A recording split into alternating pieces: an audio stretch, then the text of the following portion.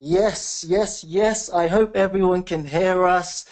Um, I'm sure you guys know we've had some technical issues like we had on the last webinar. Um, we've just spent some time laughing at ourselves because it doesn't seem like we're good with this go-to webinar stuff. But can you guys actually hear us? Cool. If you can hear us, just give us a wave, give us a shout.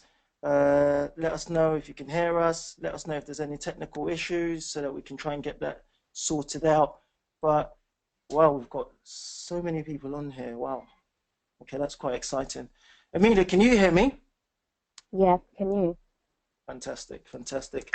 Any reports of any issues with regards to the internet, with the connection, or are we all fine? No, nothing as yet. I hope it stays Fantastic. like that. Yeah, no. Okay, I'm happy with that. All right, guys, listen, thank you very, very much for taking time out to join us. I know it's well, it's nearly the weekend and it's you know, wine and dine time, but we really appreciate that you've taken, some time out to spend with us. We want to welcome every single person to the SA Smarty Pants work webinar.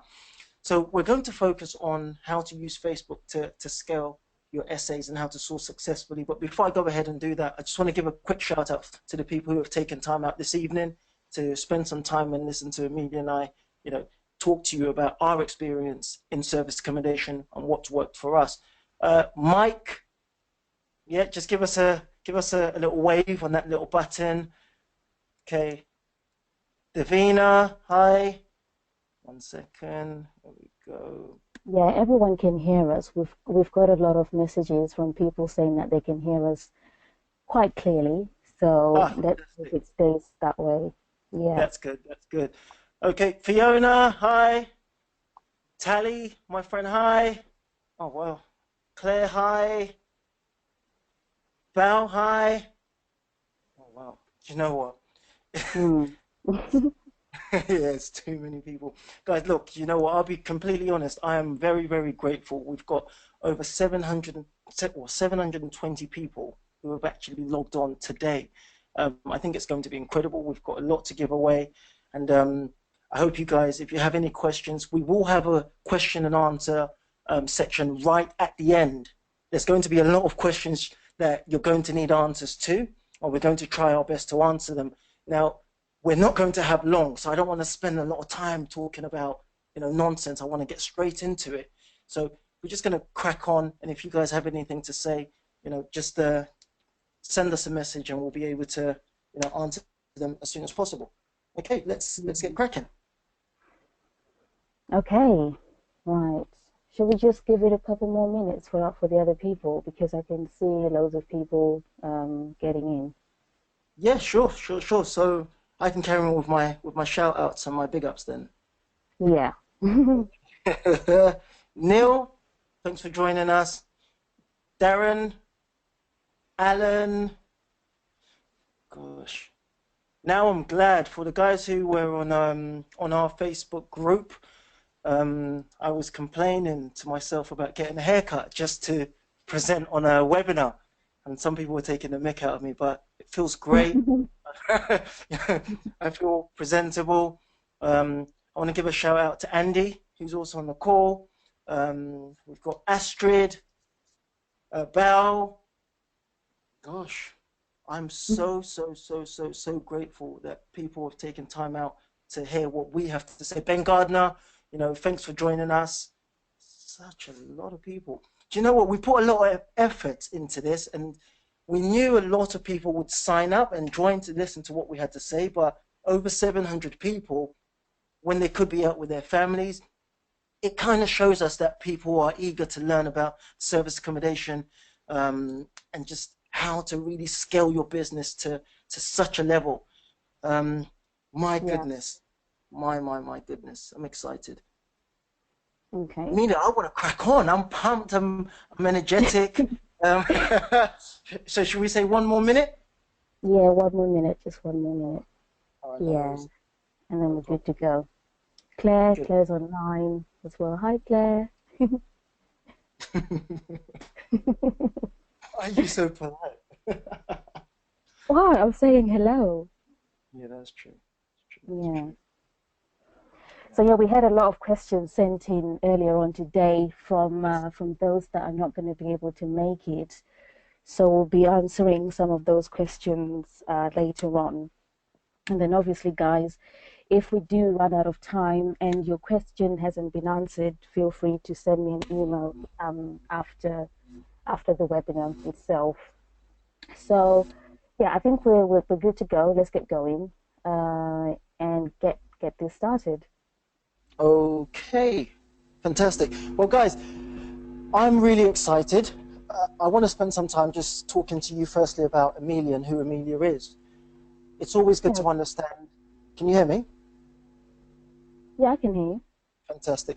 It's always good to understand who we are, to give an understanding so you know that we're not just a bunch of fluffers and a bunch of people who are just talking for the sake of talking. So Amelia has over 44 units.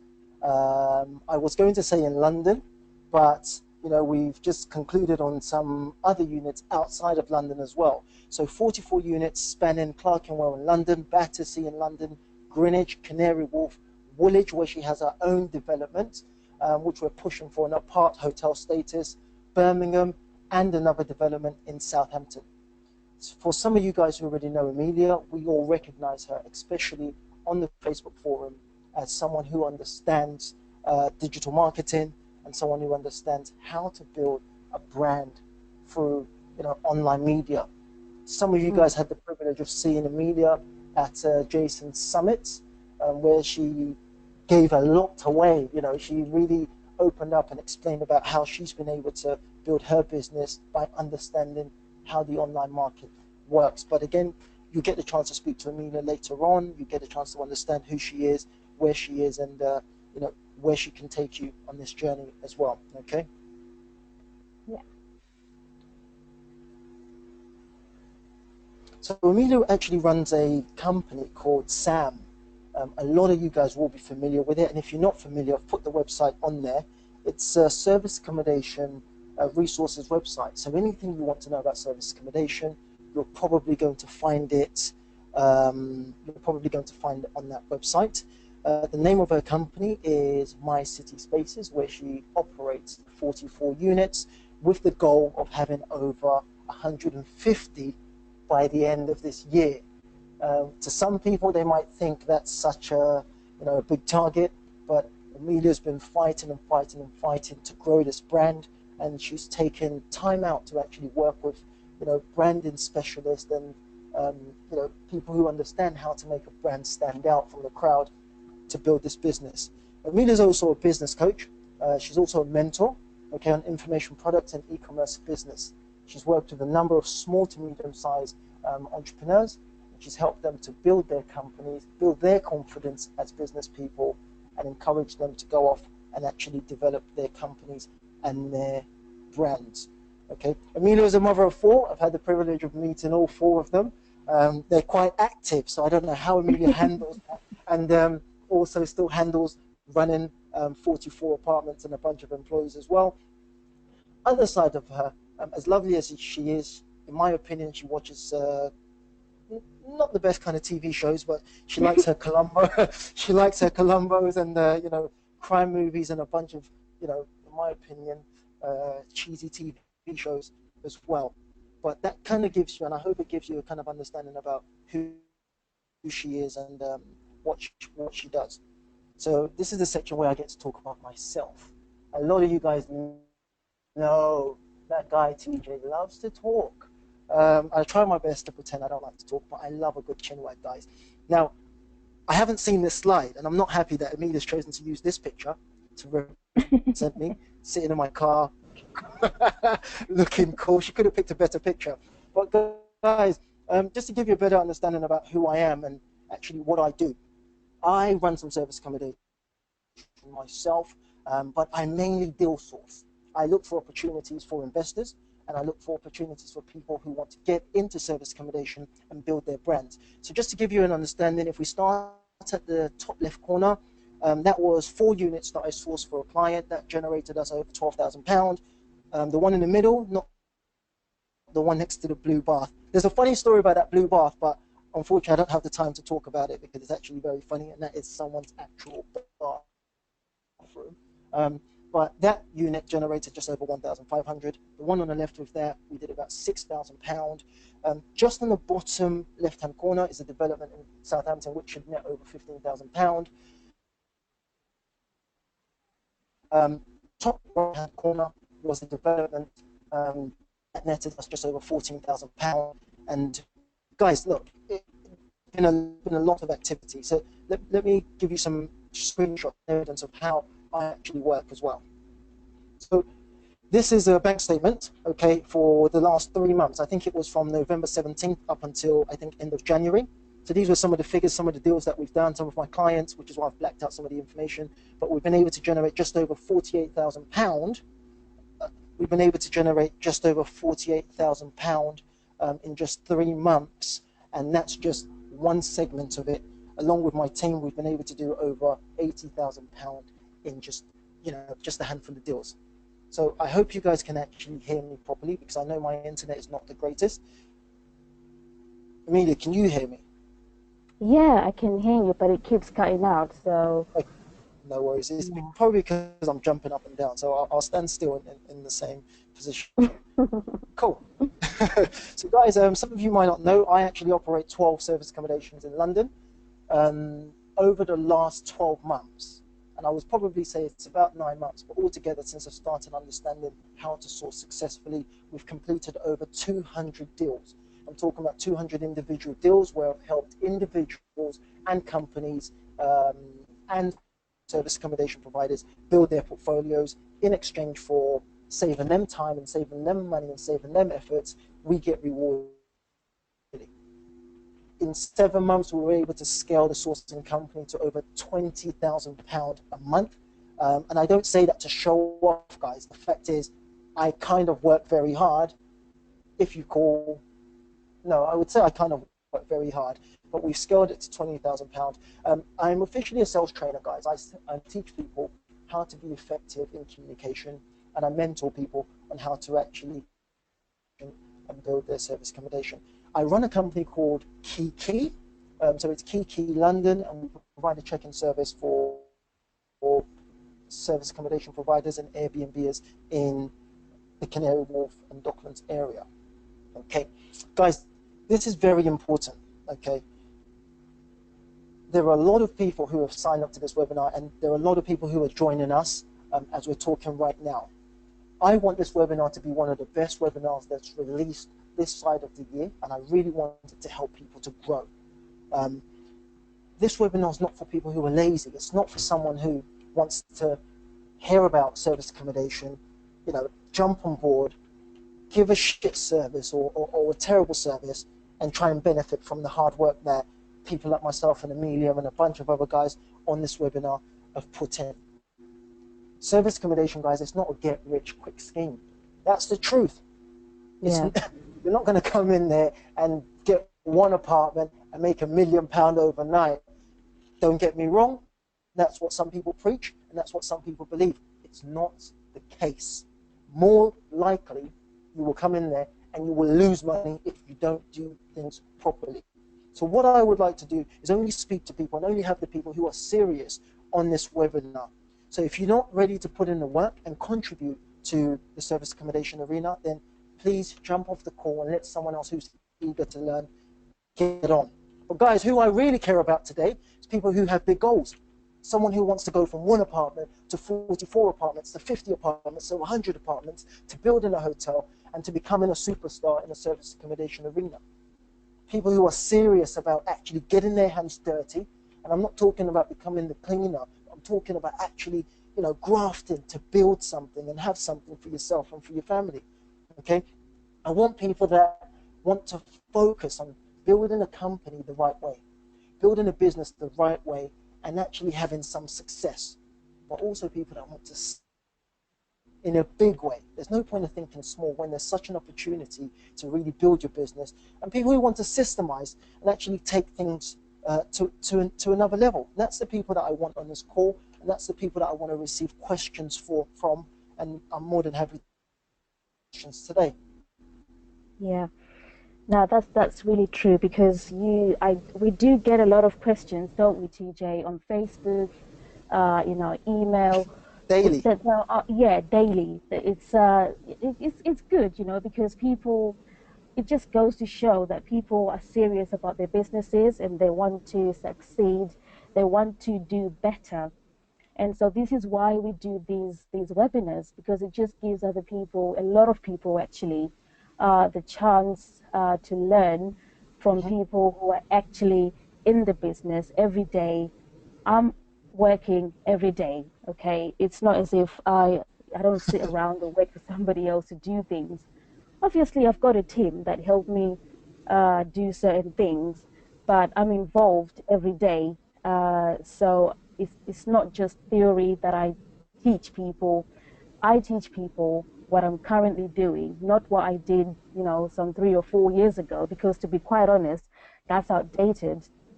Um, I'm eager to teach people how to do things the right way, right from the beginning. So, Hmm. guys, I'm not sure. Some of you on here were on our last webinar. This is going back 3 months ago. This was the Super Blast webinar.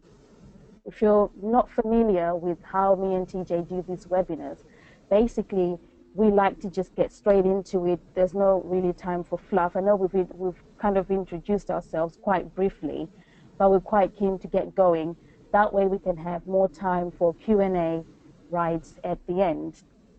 So I'm going to start off this webinar by asking TJ a few questions that we've been getting from a lot of people in the different groups that SA related on Facebook, and also from our email list. And this is those questions prompted us to say, let's have a webinar where we can have hundreds of people online, teach them, give them the answers to the questions that they have, and then hopefully, make their lives a lot easier.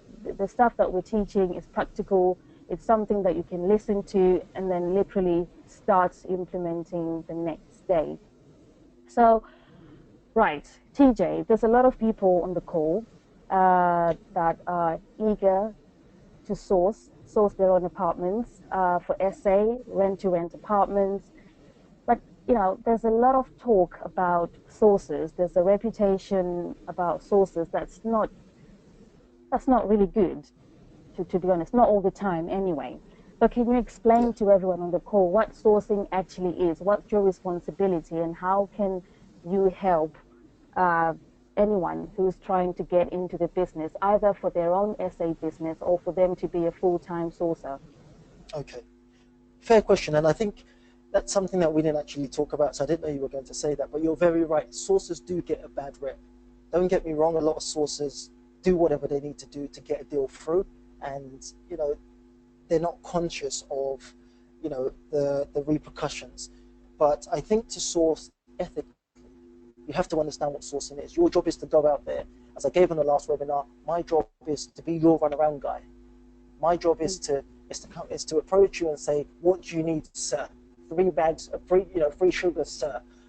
And serve you whatever you're asking me for. Obviously, you don't get to speak to me like that, but my job is to actually provide you with a service. If you want a 3-bed house in the centre of London at this certain price, negotiated at this, furnished so and so, my job as a source is to do that. I don't get paid until you do that. So my Yeah, job is provide you with whatever you've asked me to get, providing you know what you want. That's it. So when we source development, myself and Amelia, we know exactly what we've wanted. We know exactly what what the client has wanted, their specification, what works, what sort of returns they're expecting, or they want to achieve, and we go out there and we find it and we negotiate on that until we've achieved it. Otherwise, there's no deal. yeah. It's literally as simple as that. That's what sourcing is in a nutshell. There's no point in me pondering on that. Ask me an exciting question. I'm pumped. Well, yeah, okay, cool. So, right, you've got two pipelines in your sourcing business. Yes, There's I do. one pipeline to get the deals. These are the actual properties. And then you've got Yes, another pipeline to get the clients who are looking for properties. yes. And I know you've just recently started using Facebook ads as a tool to bring in leads for both those pipelines. Yes.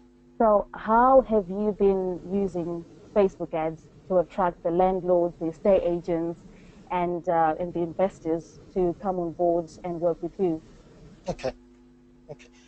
The thing is, I don't want to spend so much time talking about Facebook because the truth is, so many people have come on this call to hear the expert Amelia explain about Facebook and the functionalities.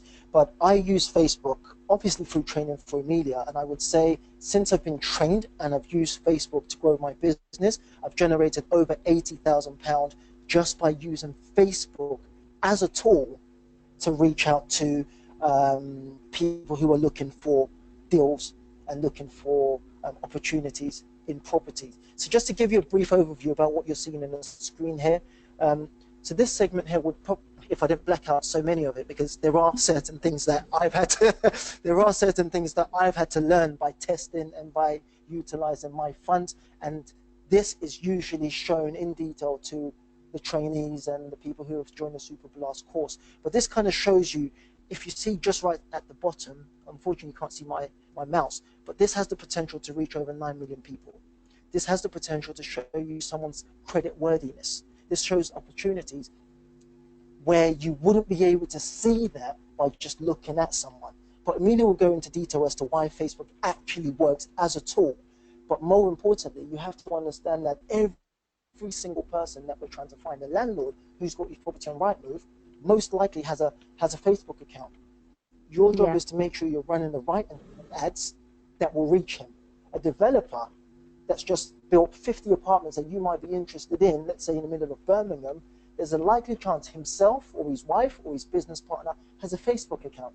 If you can get the targeting correct by understanding the capabilities of Facebook ads, there's a likely chance that that ad will land in front of someone who works with the developer or the developer, and he will respond by saying, oh, hi, TJ, I saw an ad, just like the last deal I've just done. I saw an ad that you manage service accommodation for developers. Can we speak? And that yeah, by itself has generated, as I said, a company over £80,000. Guys, that ad probably cost me less than £9 altogether. So yeah. I don't know what the maths is on that. I don't know what the return is on that, but that was flipping ridiculous. £9 generating, let's say, 2 deals over 40k each. That's a very significant return.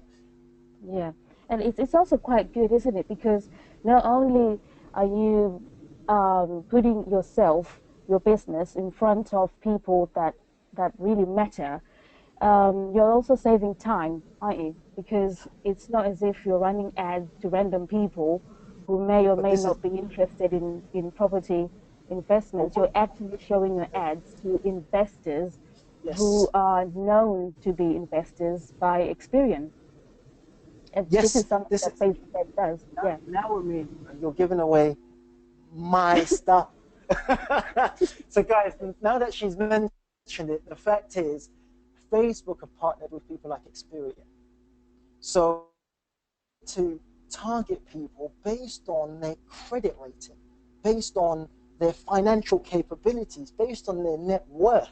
So some of these things that I've blacked out here, if you can just see below, it just says financial. The next segment would have, I can't remember, the next segment was something about their net worth. So I can yeah, target people based on what they're worth, based on their interest in property, based on so many criteria, which is why I had to black it out. And I'm not embarrassed to say, guys, it is a bit cheesy. I blacked it out. I'm sorry. I can't show it to you. That makes me £20,000 a month. And also, the people who have bought the course and have been trained by ourselves would not be happy if I was showing you specific terms. These are things you'd have to discover yourself, guys. Okay. The whole purpose of today is just to show you that it's doable and it's been done. Okay. yeah, yeah, absolutely. Cool. So, how to pitch to agents, landlords, developers, and how to get a yes. I know it's a process. You have crafted, you've developed and perfected your own process. I know, like a month ago, I think I started to record you just randomly when you got on the phone because you Because you're decided random. Yeah, because I like to take random pictures. Yes. Because I was sitting there doing my own thing, as we do a lot lately, and I could hear you getting on calls to different agents and different landlords. And then I thought, let me record the next call that comes in. I didn't know what the outcome was, but I could see that there was a pattern that you followed. It wasn't just a random call that had not thought into it. So can you, because I know there's a lot of people who do struggle, to get through the gatekeeper, for instance. There's a lot of people who don't even get to see or to view the appointments. It's a no, we don't do that kind of thing. Uh-huh. What can people do to improve their pitch to the Okay. agents, landlords, or the developers? Yeah. Guys, look, I, I like to talk, as I said that right from the beginning. I wanted you guys to know I love to talk. So I hope you guys can grab a pen and paper. As you guys know, Amelia and I are not the greatest with this GoToWebinar stuff. So I hope we've recorded it. If it's recorded, great. You can listen to it again. But right now, I'm really going to spill the beans on how I work. As I said, we're doing over 200 deals. As I said, my goal for this year is going to hit 200 deals. Again, I think last year was 150. We're looking at 200. I think we're probably close to doing about 40 deals so far since January the 1st. So to be honest, guys, I think myself and my team can kind of understand how to get deals done over the line. But there are actually 11 core things that I usually train and teach people. But unfortunately, due to time, we've kind of cut it down to two things. These two things, in my opinion, guys, are probably some of the most important things that will take you and your business to another level. But imagine utilizing these 10 strategies that I usually teach, these 10 processes that could make you so powerful, that will make you so effective. I'm talking about if you were to get on the phone. Guys, I only pitch on the phone. I do my deals on the phone. I go and view the property once, and I tie up a deal. I'm not spending hours and hours and hours going on hundreds of views. I don't have the time. I don't have the time. So what I want you guys to do is to understand that I'm only going to go through two simple things out of the 10 or 11 things that I usually train. But in my opinion, these two things just by itself will change the way you do business. And I can guarantee if it's done properly and correctly, you'll be turning over, you'll be doing 10 to 15 deals a month like we're currently doing. So the first principle, guys, it's what I call let other people tell your story. It's also called social proof. But I want to take things a little bit deeper. I really want you guys to understand how things actually work, because when you understand how things work, you're going to be able to apply it. Because if you actually intend on being in the property game for long, there are some people who want to do service accommodation and make, £1,000 and get out of the market, or they get thrown out of the market because they're shit operators. But if you intend on being in property for a long time, you're going to have to learn to sell. I'm not saying become a salesperson, but I'm saying you're going to have to learn the basics of selling, because you're going to have to sell your ideas to a JV partner. You're going to have to sell your idea of a rent-to-rent to an estate agent or a developer. You need to learn to understand just the basics of selling. Okay, so I want you guys to scrap every single pitch that you guys have ever been given. If the pitch doesn't break down the hows and the whys, and it doesn't explain to you why you should be saying certain things in certain ways, if it doesn't explain about TOV, some of our trainees know about tone of voice. It doesn't talk about inflections, raising your voice, lowering your voice, wave points, when to emphasize certain things, then it's a shit script because it's not going to have any impact. What I want you guys to really understand is people do not buy on words. Nobody buys on words. I could be saying anything in the world. People buy on how you make them feel. You have to make the developer, the agent, whoever you're speaking to, they have to feel something. But the question is, how do you make someone feel something over the phone? And these are where these principles come into place. So forget everything you've ever been taught. And I'm not saying that as a show off. I'm saying that as, let's literally start again. So scrap that pitch that I've been hearing people saying, oh, hello, Mr. Agent. Hi, my name's John. Sorry, if there's anyone called John, I'm not taking a mick out of you. But this is just, I love that. John, I'm going to give you a rent guarantee and I'm going to pay your rent on time. Guys, you're flipping wasting the agent's time. Remember, people don't buy on words. So every single word that you say needs to have an impact because you're trying to make the agent feel in a certain way. Firstly, let's stop telling agents you're going to give them a rent guarantee scheme. It's the most stupid thing in the world. And I hope it offends some people, because it is. Think about it logically. Your job as a tenant or as someone taking over someone's property is to pay the rent on time. So why are you reinforcing that you're going to pay your rent on time? In fact, it has a negative effect, because it makes the person think about it.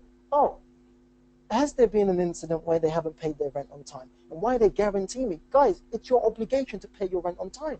So don't waste your precious time talking about something that the agent already knows.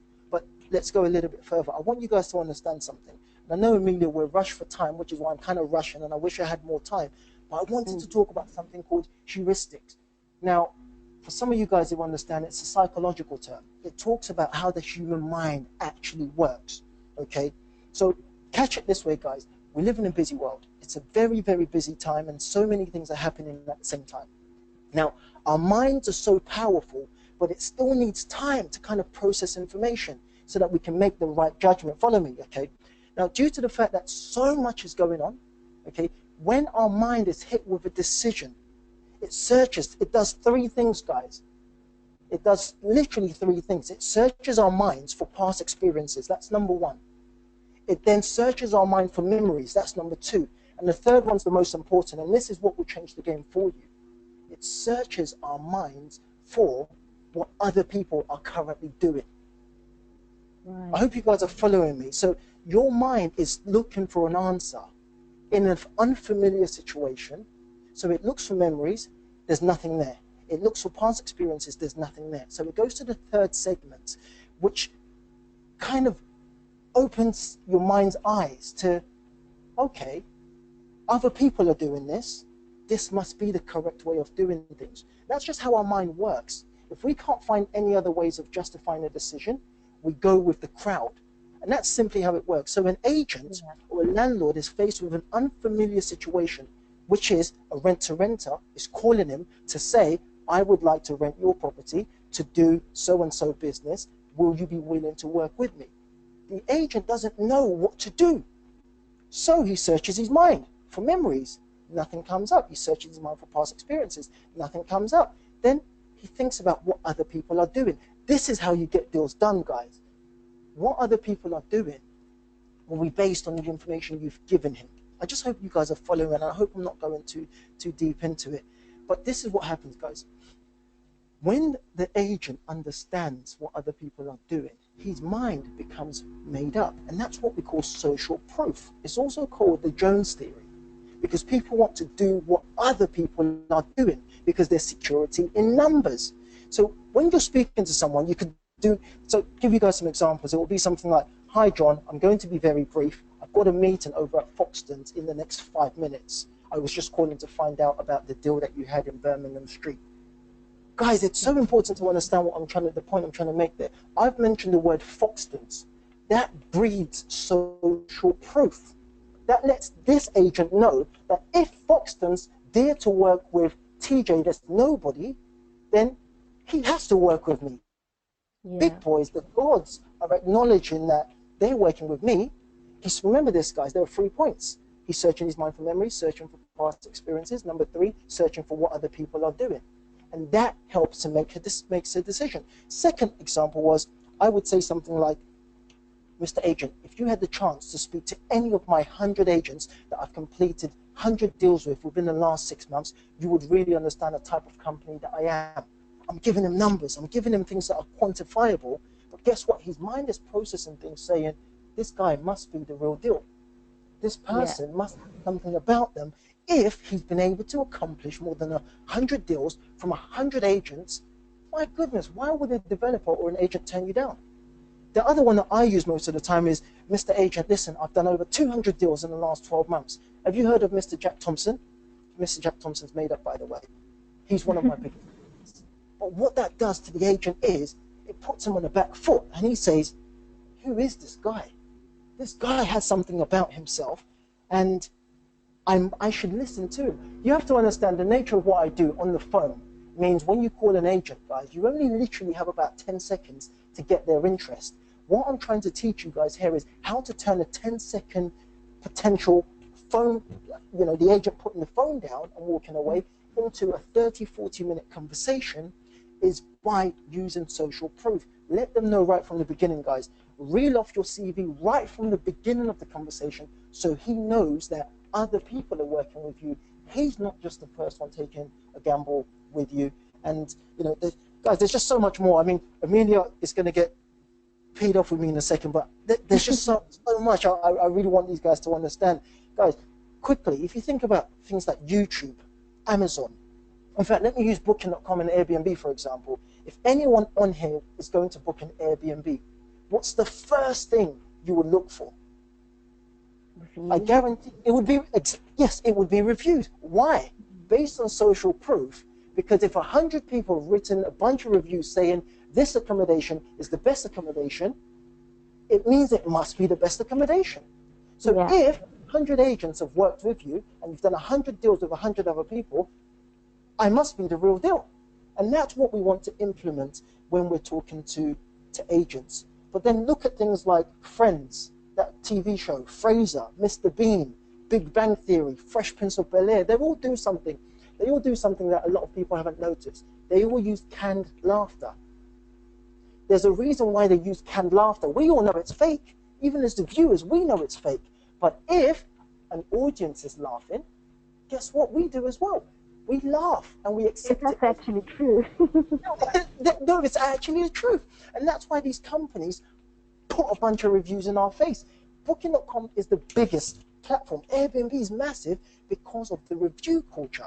I mean, just to give you guys one simple understanding, just before I do move on to the next one, I know I've taken so long.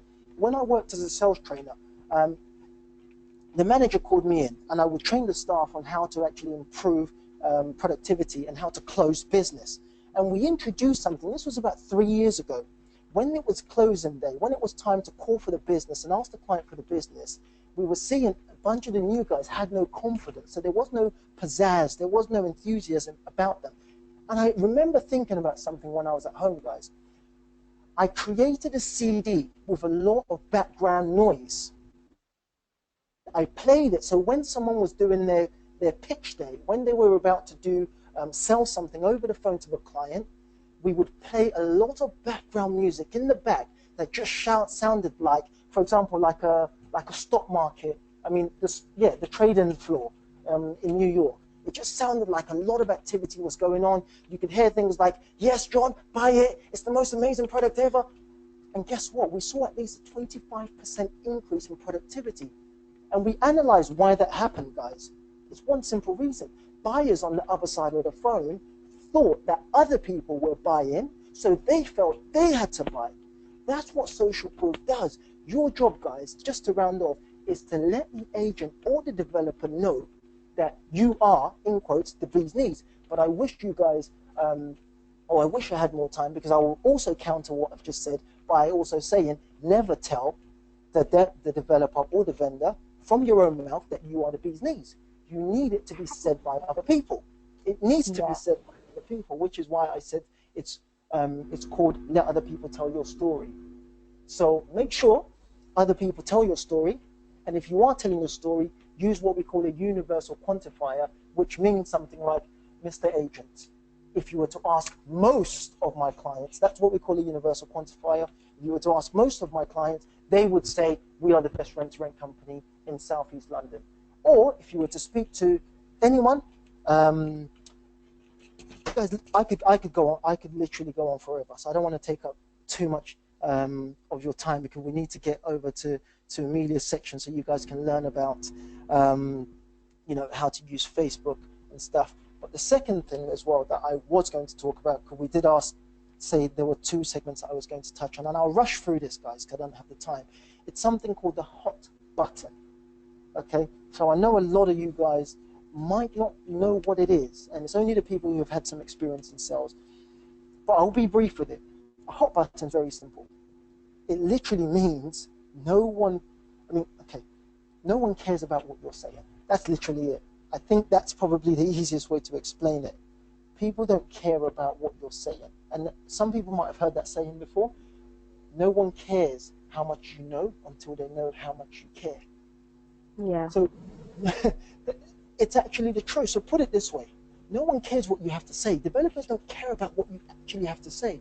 So it's either you're solving their problem and providing a solution by what's coming out of your mouth, or you literally shut up. And that's actually the biggest secret in sales.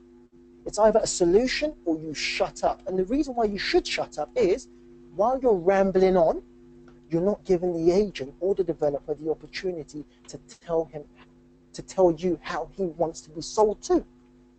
People reveal their true colors when you ask them questions. So your job is to find out how the person wants to be sold to. It's very simple. You ask them questions. When I'm on a pitch, guys, I rarely talk about property. The initial part's to show, okay, I'm interested in this property, and my job, I'm looking for the smallest gap to move away from property and to talk about their family and to find out more about their family, so we can find out why that developer is really doing what he's doing. Agents don't care, landlords don't care, developers certainly don't give two shits about your pitch. They care about three things: their time, their family, and their lives. Your job and your pitch should be based on enhancing those three things for them.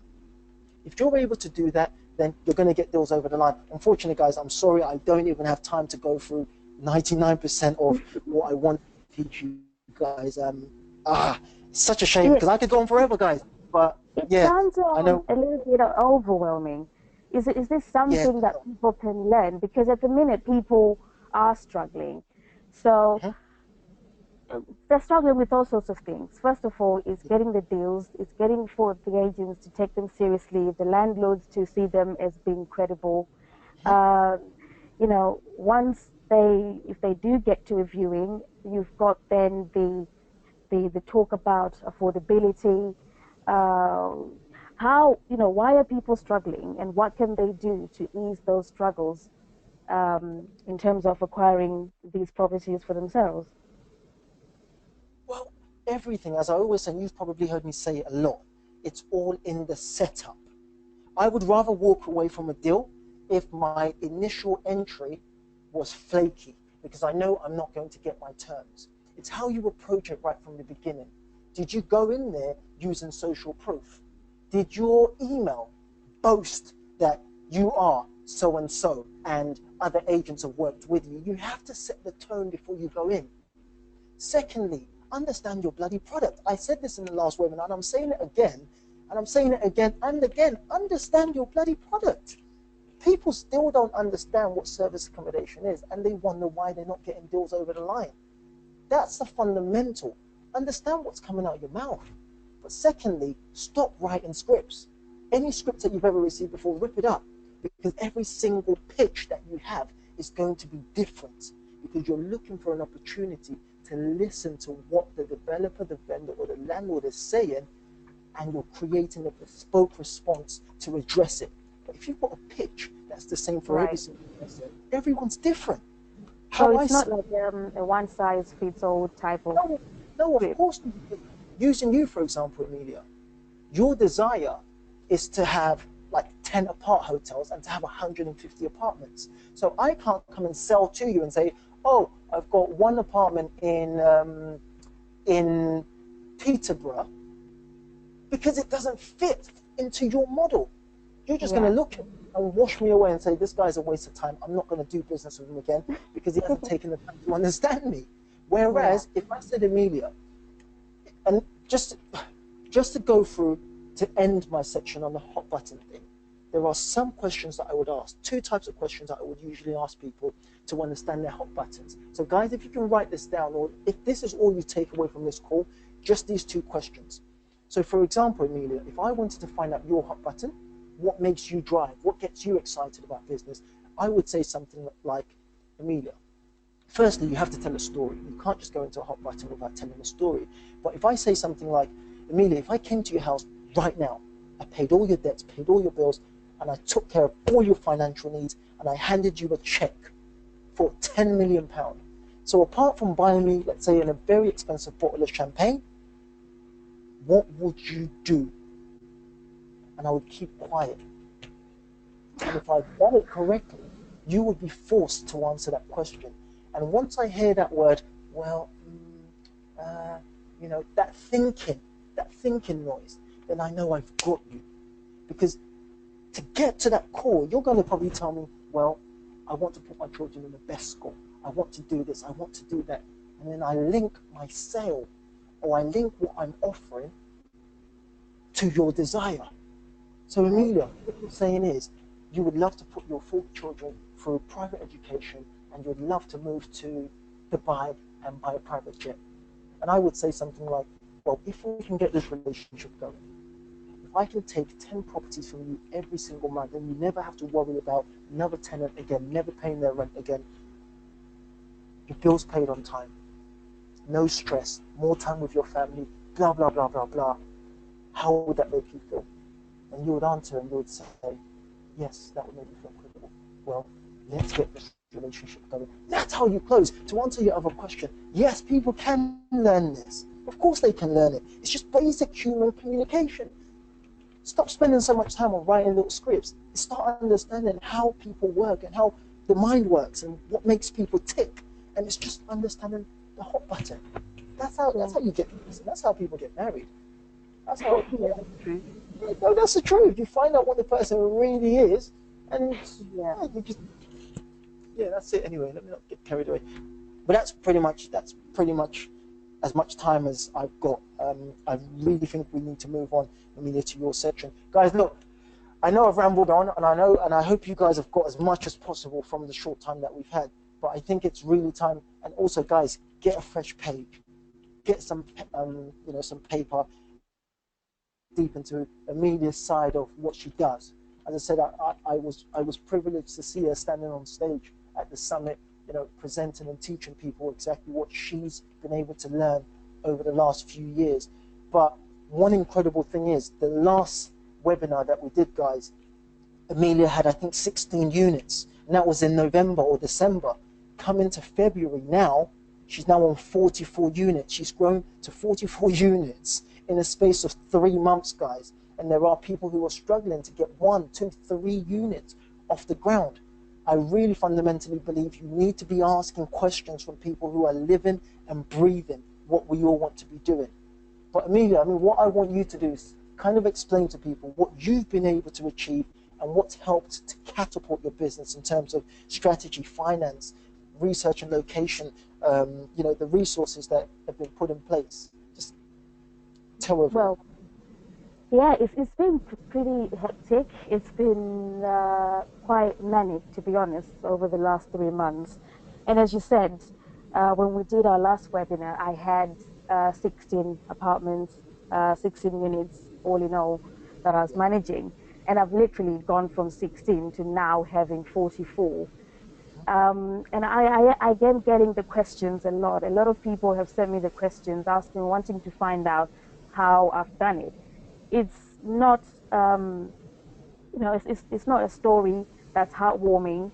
I'm not going to lie and say it's been very easy, because it really hasn't. It's taken a lot of hard work and dedication, obviously, because I definitely think that if I wasn't dedicated to what my plans and my goals are, I would have just kind of quit somewhere along the way.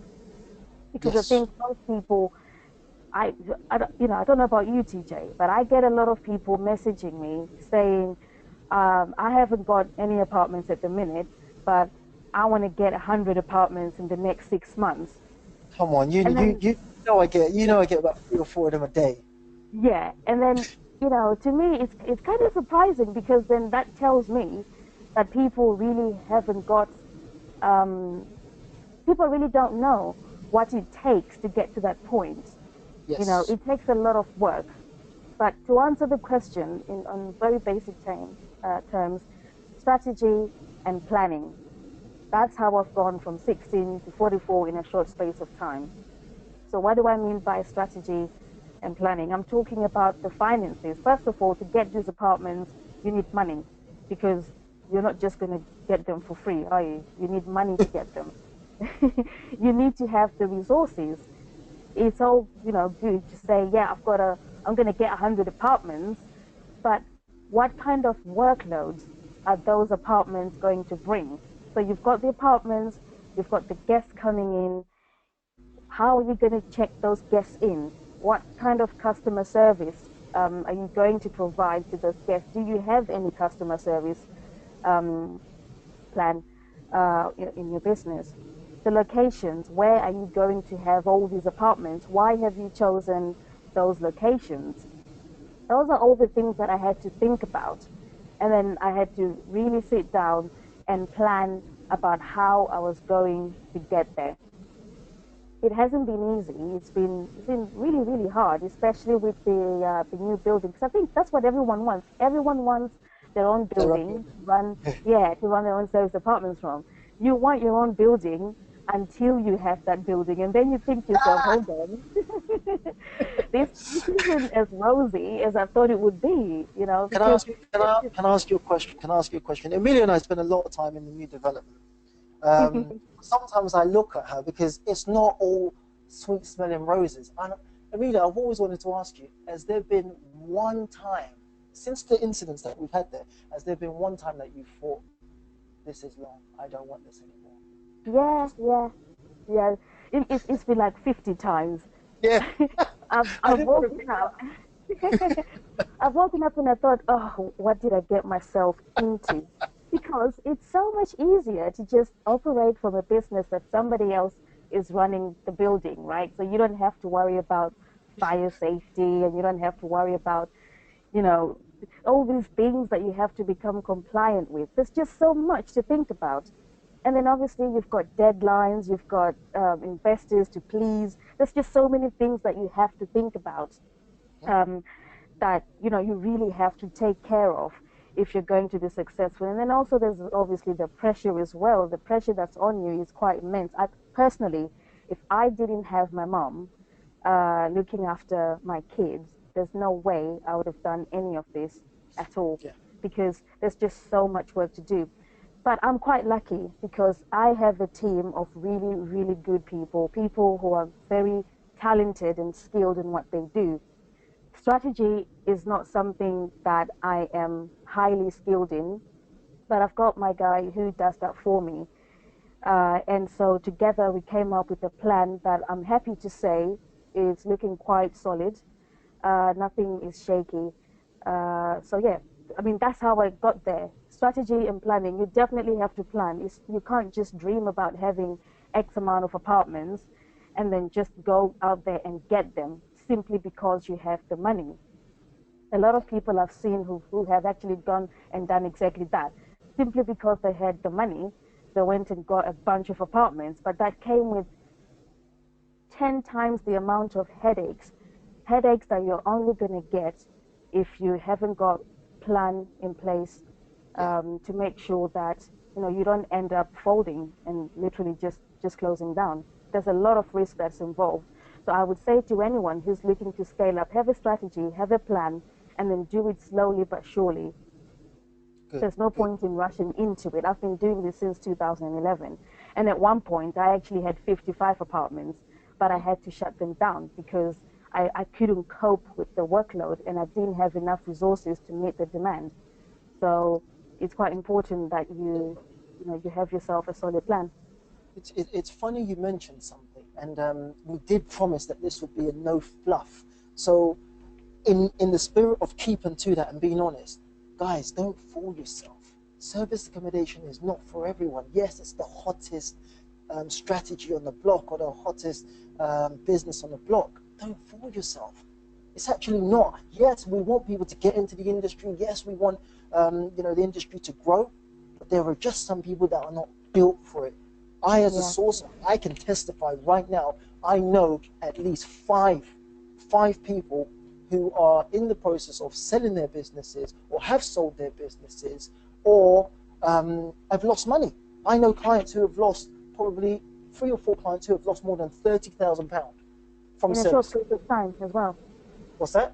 In a short space of time. In a short space of time, I can name people who have lost service accommodations in a month of starting, in less Yeah, than a month of starting. Imagine going into a business that is touted to be where you would make £100 million in your first 2 weeks of running, which is nonsense. I hope you guys know it is nonsense because it just doesn't happen like that. Yes, Amelia runs £1 million business, but guess what? She's doing things completely different to how a bunch of other people are doing it. But yet, our gurus, I'm not taking a dig at anyone, guys. I don't do that. There's no digs. But I'm just saying some gurus are promising tenfold returns, and these tenfold returns are being taught to some certain people, and those are the people who are selling up their businesses, and those are the people who are losing money. Guys, get trained properly from the beginning. It starts from the beginning. As I said before, it's the setup. So it's the preparation. Yes, I sell deals for a living. I make a lot of money from selling deals, but guess what? It doesn't mean because I've presented you with a deal, it doesn't mean you have to take it. Yeah. My team might not be... And I think that's really important, because people just seem to think, I want an apartment. Oh, look, apartment is available. Let me go and get it. And then you've got people who are taking on apartments that are costing $3,000 a month in rent in an area where you can't realistically get more than £150 a night. How are you going to make those figures stack up? It's never going to work. But, you know, again... You know why they think it's going to stack up? Because they believe they're going to charge £500 a night. They're going to charge £500 a night, then they times it by 30 nights. And I'm seeing people telling me at 100% occupancy. Hey, stop lying to people. Stop it. Stop lying to people. Unless you've got some people who are booked to stay in your accommodation for 2 months in a row or a whole month in a row, don't come and tell us you're getting 100% occupancy. Stop it. Because there has to be changeover days. Just stop it. Really, just stop. Please tell the truth to people so that people are not making these mistakes and people are confident in assessing it and actually knowing that they can make money. Guys, there are some deals that you will make £100 a month with no stress. And I'll tell you the truth. When I first started, and Amelia can probably testify to this as well, when we both started, I would choose making £100 a month versus the stress that I went through trying to make £500 and £600 a month. At least knowing that you get a deal that's consistent and works. And stop reaching for the bloody skies on your first deal. And get a bloody break clause as well in your contract. Come on. Yeah, that's another thing as well. So people are stuck in 3-year contracts. Everybody wants a 3-year lease. Everybody wants a 3-year tenancy agreement, because to them, they are obviously hoping that when they get to 3 years, they've made 500K, right? But they don't think about the risk that's associated with this business. What happens if you have to stop for whatever reason? Because obviously now you're dealing with the public, you're dealing with guests. You can't control what they do. So if you're running a business in a building you don't own or manage, it essentially means that the risks are higher. And that's the risks that come with rent-to-rent model.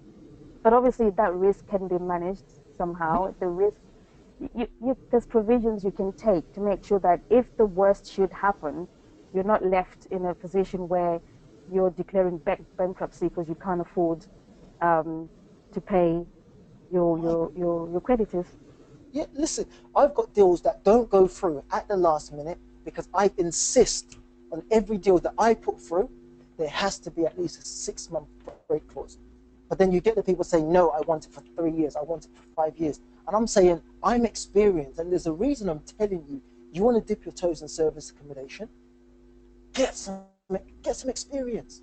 Get a 6-month break clause, because not every location works. Your neighbors might hate you. You might have permission from the building manager, from the developer. You might even have bloody planning permission. If your neighbors hate you and they make your guest life a living hell, what are you going to do? Are you going to stay there and stay?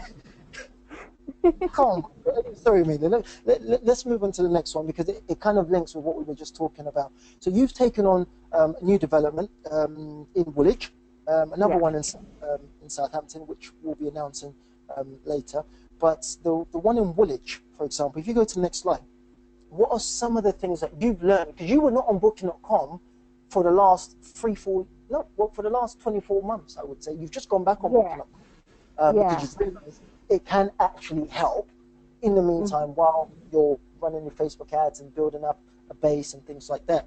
But you've also experienced a lot of crazy stuff. I haven't experienced things, guys, because when I joined Booking.com years ago, life was easy. You get on there, there wasn't many competition. And that's when you could make £1 million a month, guys. But now, things have changed. Policies are different. Tell us about your experience so far with Booking.com and what you've done and what you've been able to do to successfully get around these prepayment issues, these policy issues that these new guys are having. Well, the thing is, it's not a debate about whether you need to be on Booking.com or not. The simple answer is, yeah, you do. If you have a new property that you're taking on as a service apartment, unless you've got, thousands and thousands of pounds in capital to run until you've got your own direct marketing um, campaigns sorted, then you need to be on booking.com. It's just as simple as that. So yeah, I went back on booking.com actually on the 23rd of January, and I had to do what everybody else does, wait for that letter and then enter the code and then, just wait to see what happens. And it's been quite hectic. It's not something that I'm used to, because back in the day when I was on booking.com, they didn't have all these pay when you stay type of policies. I mean, really, it's forced on you. You don't really have a choice. You can't just say, well, I'd like to take prepayments straight away, because obviously there's been a lot of fraud that's happened to booking.com in the past, and now they're just trying to, to just reduce that as much as they can. But what it means is that there's also a level of punishment for the genuine service providers, people like me and people like everyone else on this call, who that we've just kind of got stuck into it. So right from the beginning, being in the group, the various SA groups, I knew that I had a massive challenge ahead of me. I've always had a great time with booking.com, and the reason I left is because I just wanted to be more profitable. That's all I wanted. But when you have a new property, it's more about making sure that you're breaking even at the very least in your first few months, because I'm not about losing money and I don't really want to lose any money. So I went back on booking.com, and I'm going to stay on booking.com until I feel confident enough to lower what I allocate to booking.com, and then subsequently, get away from them. But it's been really hectic. I've had my account suspended. I've had people booking and then showing up. We had a party the other week, didn't we? We had a Yes, party. yes, yes. People were throwing up everywhere. It was just chaos. But, you know, Oh, I told them what they did to the pillows. Told them what they did to the pillows. they stabbed pillows. They literally took knives, because I've got really expensive pillows in the apartment. They're duck feather pillows. They were stabbing the pillows and then just leaving feathers everywhere. It's almost as if like they had a pillow fight, but they No, kind of it's like stabbed they the had a pillows. duck fight. It's like 10 ducks have had a fight in there, and there were Yeah. feathers everywhere. The question is this: why were people stabbing pillows? Well, I And this don't is the know. thing: people know. This is people jump into service accommodation. They don't know anything about how to mitigate fraud and parties. Yes, we're Yeah. both in quotes what people might call experts, but it happens. It's the reality of it. It happens, but it's having systems in place to curb it. And you were able Yeah. to stop that situation within an hour, although you lived 3 hours away from the destination. So Yeah. how can people make sure that don't happen? Well, have your systems in place from day one, and make sure that you've got a plan for every the possible thing that could go wrong in your apartment. So I knew right from the beginning that I was never going to be able to take prepayments. I've been reading horror stories of people who've waited months before they get that verification or a visit from booking.com so they can start taking prepayments. It was just horrific. But I knew that I had to have a plan in place. Now, I've not been on booking.com for a month. I mean, I went on there, I went live on the 23rd of Jan, and already I'm taking prepayments, and I'm a preferred provider. But that's because I knew what I wanted to do. I knew what I was going to do. So the first thing that I did was to make sure that my rates were my break-even rates. Because if you're a new guy on the block, right, and you've got Stay City just down the road, you've got Travelodge and Premier Inn around you, there really is no point in you trying to have rates that are higher or on the same level as these guys, because people are not going to have a reason to book with you. So I made sure Of that course. my rates were break-even rates. So basically, I'm not making any profit from the first few bookings that are coming in. I'm just doing it so I can get the reviews to come back, because I know from experience that the sooner you have really high reviews on booking.com, the more you flag up in their system as somebody who is worth offering the preferred provider thing. And I know most people will say, oh my God, how do you get people to leave reviews so quickly? Because people don't really like to leave reviews. Well, it's simple. When somebody checks in, your first few guests you have to treat them like gold, like literally anything they want, you have to give to them, because it's all about the bigger picture. You know, you can't have a stance where you're offering a service where you don't care either way. You have to care, and you have to show that you care. That's the only way you're going to be able to get guests who are coming to stay with you and leaving like amazing reviews so you can stand out.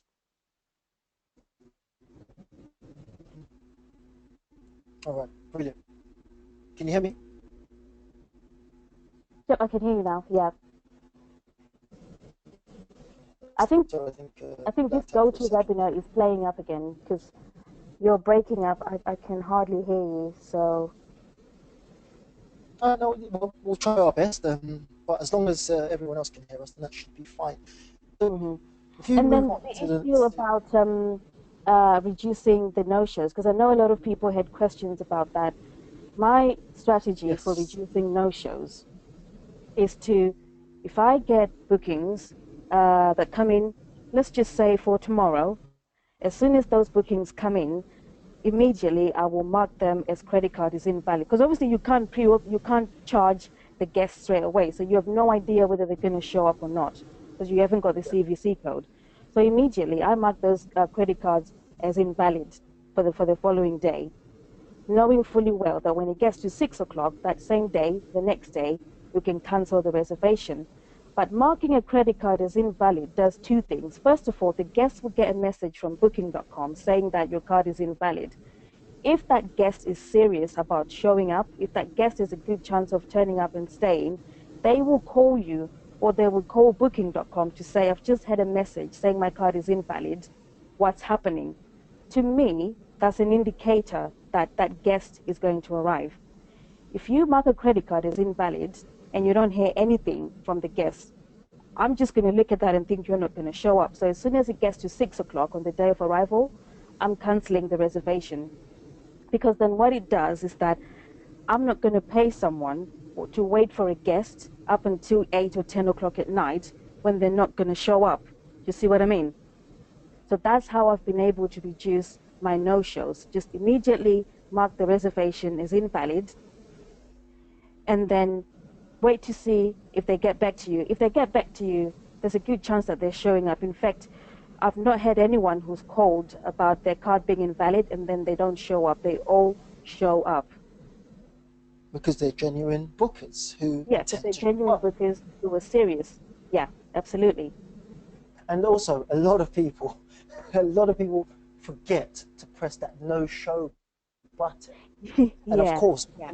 still going to invoice you. These are the things that people like get some experience and understanding how Booking.com works, guys, because Mm. that's not going to cost you a lot of money if you don't do things properly. I mean, let me ask you this: how can people actually utilize Booking.com to fully grow and scale their business? Well, I think my favorite word is strategy because that's what you need. You can't just dream and then say, well, this is what I want to do and then expect it to happen. You just have to have a strategy with it. For me, Booking.com, obviously the commissions are really high.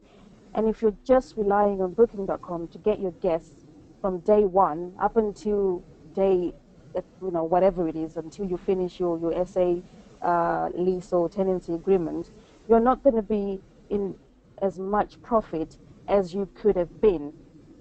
So to utilize Booking.com to the fullest, you need to make sure that you get the reviews. Like I said earlier on, treat your guests like they're the only guests that you have and ensure that you follow up with them after they leave, literally asking them to leave a review.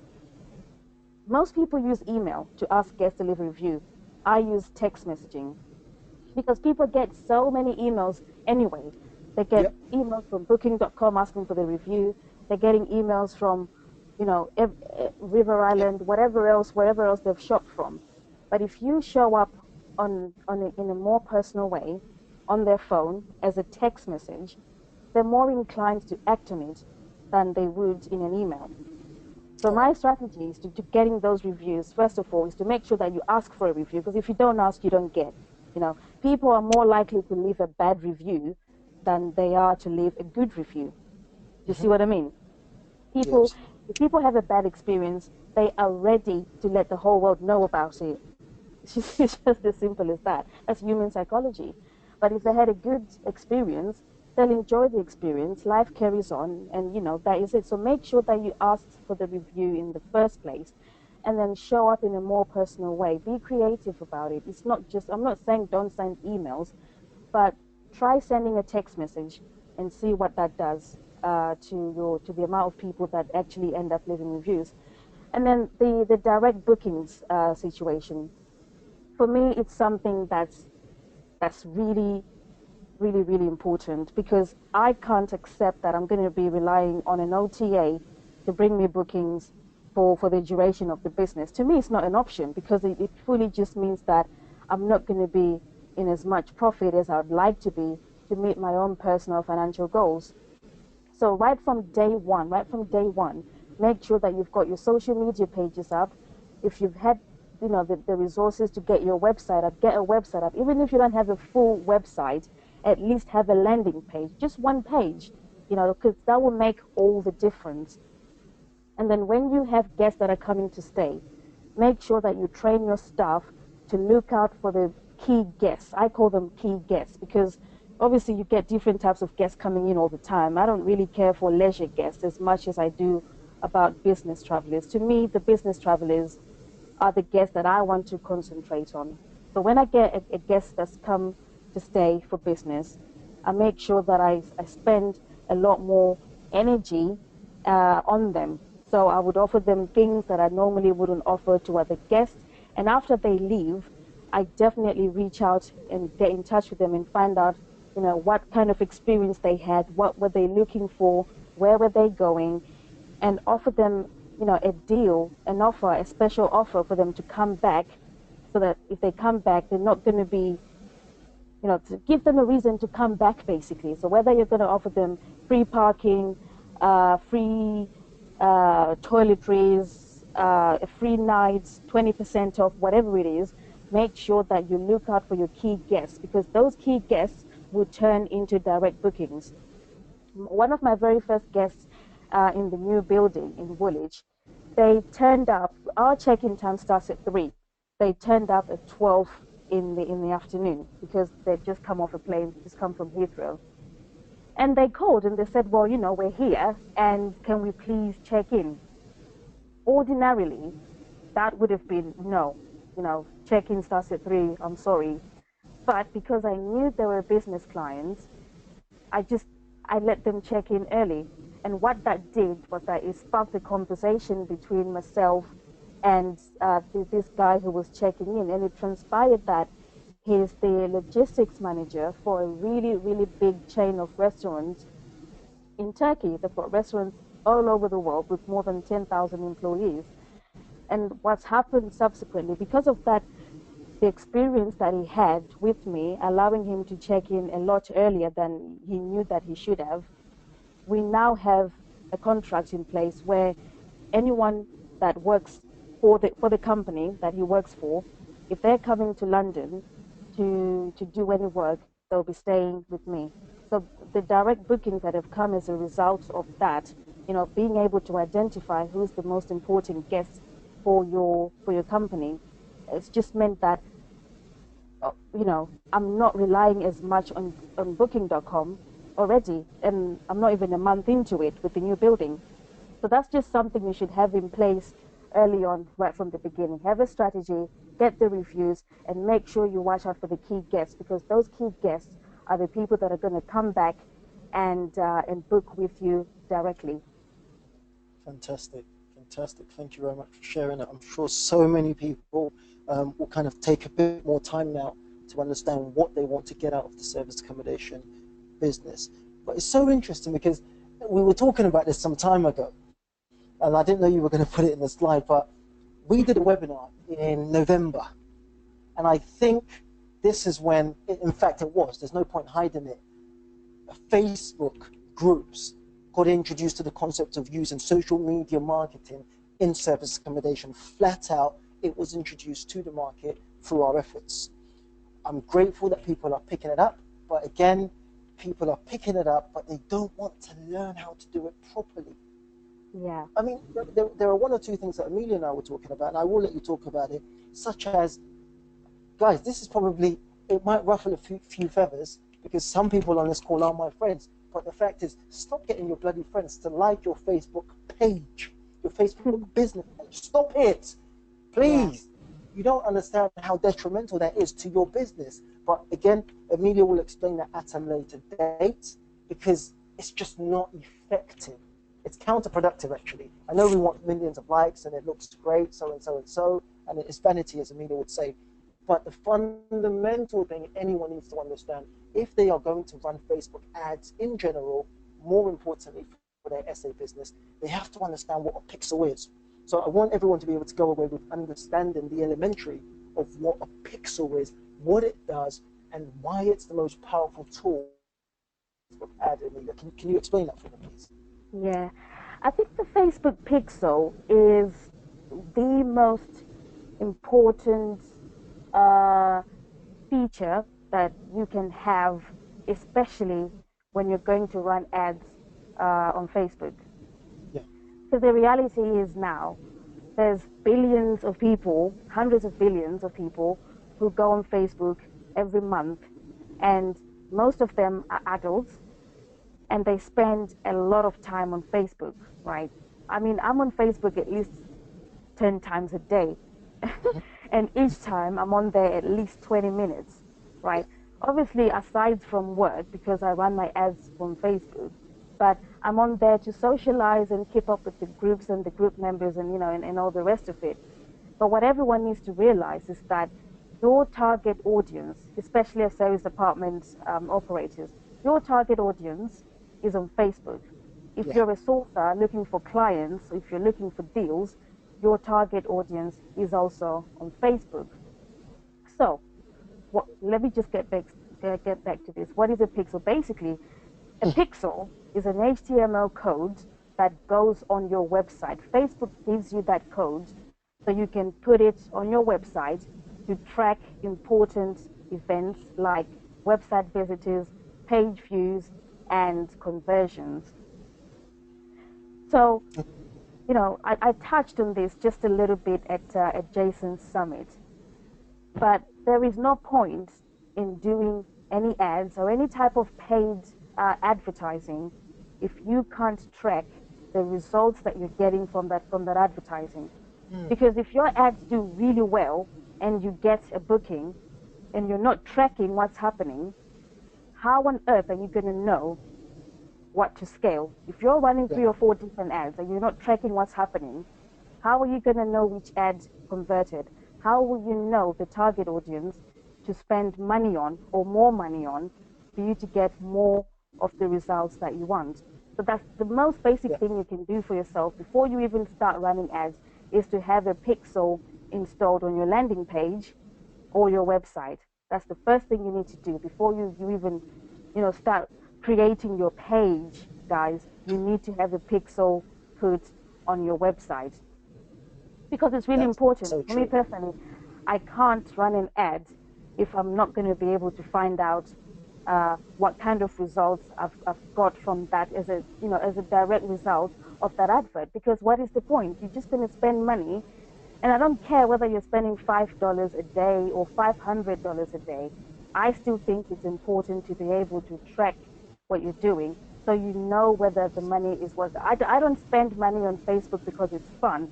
I spend money on Facebook because I can see the returns.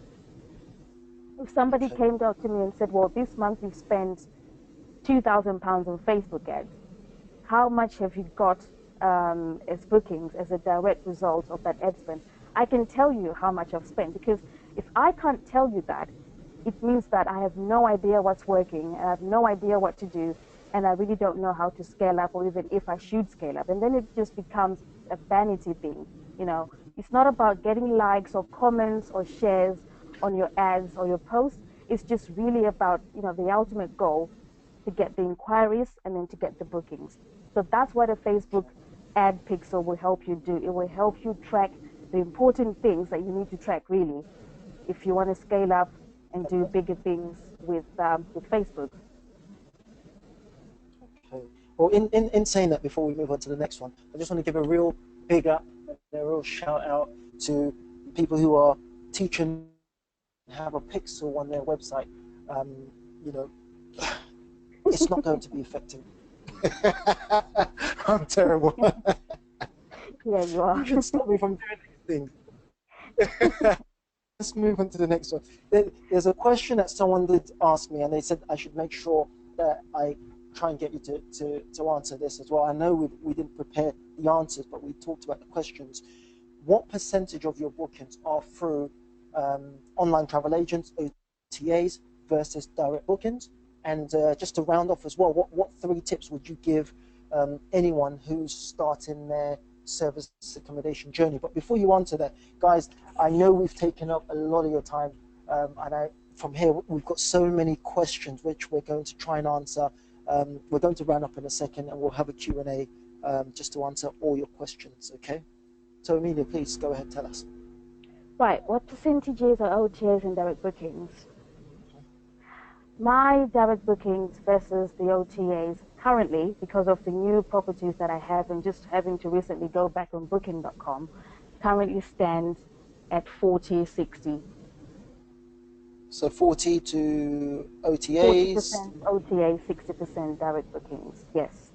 Okay, so just even by that logic, 40% at a 15% booking.com commission, and let's say 60% at roughly around 7, 8, 9% fees and commission. Would that be somewhat accurate? Somewhat. So that extra, is that right? So that extra, let's say 7.5% that you might be saving from different types of ads that you're running and the direct bookings that you might be getting. Some of them are obviously free, some of them just due to obviously how you structure things. You're still saving yourself at least 7.5% to 10% on the average service accommodation provider. Absolutely, because I run multiple units. But even if I was saving 2%, that's a lot of money for my business. It's a lot of money. Absolutely. So you see, for me personally, a savings of even 1% makes a huge difference. But obviously now to get to 5 and 6 and 8%, it's making my business a lot more profitable. I'm not, going through a lot of the headaches that a lot of people go through in terms of being profitable. Because I think, what's really important to say as well is that you can't look at future bookings and then take that as your income, because really it's not, is it? Because when people book, they could really just cancel. You know what I mean? So I look at the real-time bookings, what I have coming in, what's coming the previous month, and what I have coming in for the next 4 weeks. I don't look at future bookings from 2 and 3 months ahead, because as far as I'm concerned, that's not my money to have. I only look at money that I've actually had come in for guests that have actually stayed and then left. So for me, a saving of 5% is huge. It makes a very, very big difference in my bottom line. Well, of course, of course it does. If you do the maths on there, as I said, you're running a company that's turning over £1 million. Well, it's projected to 2.5 million now. So. Sorry. Sorry about that. Oh my gosh. Oh, forgive me. Anyway, guys, let me get it right. Was it 2.5 or 3.5? 2.5. 2.5 mil, guys. Yeah. Last year, £1 million. This year, 2.5. Let's be cheeky and let's say that was a 15% that needs to be paid to Booking.com. My maths is completely rubbish. I leave you guys to calculate what she would have paid to Booking.com. 10% of that would have been, what, 200,000? It's hundreds of thousands of pounds. Yeah, we're looking at over £350,000 in commissions just for Booking.com, those cheeky buggers. But anyway, each and everyone can do whatever they want, guys. There was one more question that I thought would be very important. Amelia, and I would love for you to just, breeze through this so that people can at least walk away with something actionable from listening to this. Why does the future of people's service accommodation, why does it depend on them being able to generate direct bookings? Well, first of all, I look at it like this. if you have a business, well, yeah, if you have a business and you rely on somebody else, a third party, to bring you that business, you really haven't got a business, because it Mm. means that if anything changes from that person's entity's point of view, then you're left bare. Yeah. There's not much you can do about it. And a really good example is when Booking.com suspended my account. Like a week into it, they suspended my account, and for no reason, no explanation, nothing. The account just got suspended, and I couldn't get a hold of anyone. It went on for almost 2 weeks. Yeah. If I didn't have uh, the relationships that I have, if I didn't have the marketing on point, I would have basically had empty apartments for almost 2 weeks. And obviously Yeah. that costs money, because at the end of the month, there's still rent to pay. The council tax still needs to be paid. You know what I mean? So Investment to you be you paid. really need to be able to generate your own business. And obviously this is not something you can do just from day one, but there's definitely things that you can do when you're first starting to make sure that you set the tone. Because let me tell you, once you get your first direct booking, every booking that comes from an OTA will just be a nightmare, because Mm. all you can think about is, oh my God, I had that direct booking come in the other day.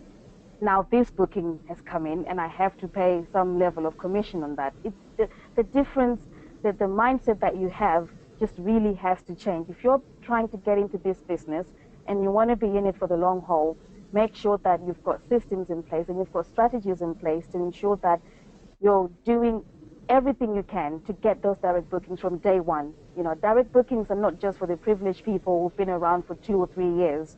Let me tell you. And obviously, it's not, I'm not saying that it's easy, but it's something you can learn to do, and it's something that's practical. There's the technical side of it is the least of your worries. What you need to have, that you need to nail, is the strategy. So the relationships that you have with your guests, that's really, really important. If you have a bad relationships with your guests, they're not going to have a reason to want to come back. If you don't have a relationship, it means that there's no loyalty there. Simply just means that people are going to come and stay, and then when they go, they'll forget about you.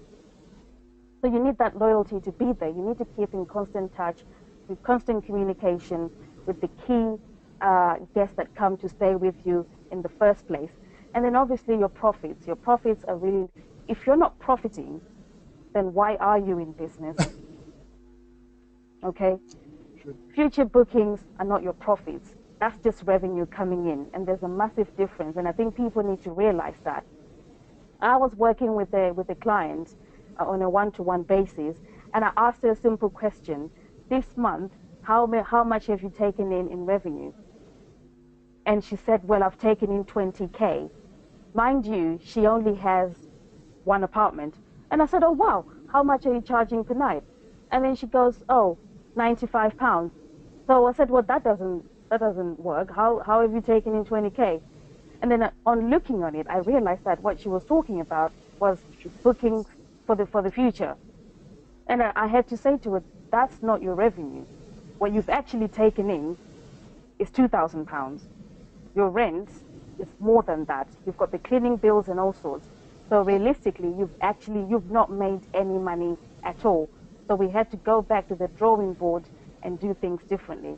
But it just goes to show that people confuse profits with revenue with profits, and then they think, oh well, look, I've taken in 30K this month. That's not the case. If any of that 30K is not from guests who've actually stayed and left, then that's not part of the money that you've made for that particular month. Absolutely. So Count it as profit once the guest is left. absolutely. The thing is, if you're using the rent-to-rent model, you're paying a lot more in rents than those who've actually bought their own properties. And then you've got your Booking.com commission to pay, you know, that increases your expenses. So if you're just going to solely rely on OTAs that are charging you at least 15%, then when you hit the VAT threshold, realistically, how much profit are you going to make? Some people are happy to make £200 a month profit. That's fine. But don't go into this business thinking that, oh, well, just because such and such a trainer said I can make £2,000 clear profits Say on he's not. service accommodation. That Say he. that is not the case. That is really just not the case. I mean, I've got 44 apartments. I've spoken to quite a lot, and I've helped quite a few SA operators, some who are established, some who are just starting out. The reality is, it's going to be very, very difficult to make £2,000 clear profit from your one apartment. So you have to make the figures work. You have to look at this, and you have to be realistic. I'm sorry to say, but a lot of people are not being realistic about the figures that you can actually make from service accommodation. It's a numbers game. Well, Obviously, if you can scale up, that's great, But if you can't, be realistic about how much you can charge. you said a lot of people are not being realistic about the figures, being realistic about the entire model. And I don't say that to slate the model, because this is my bread and butter, and it's also the same as Amelia's. But there are so many things that need to be taken into consideration when you are about to start or scale your business. And I think it's so important, if you intend on being in service accommodation, guys, I think you really need to focus on what the model is and grasping it from A to Z. So in saying that, guys, I'm so grateful that you guys have taken all this time out to spend with us this evening. We're going to have a quick question and answer section, but I really want you guys to understand that Amelia and I have really sat down and analyzed all the mistakes that we've made.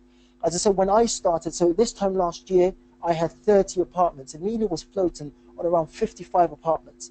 Amelia and I, and I'm sure she might not want me to say this, have both been in a situation where we've both got ill.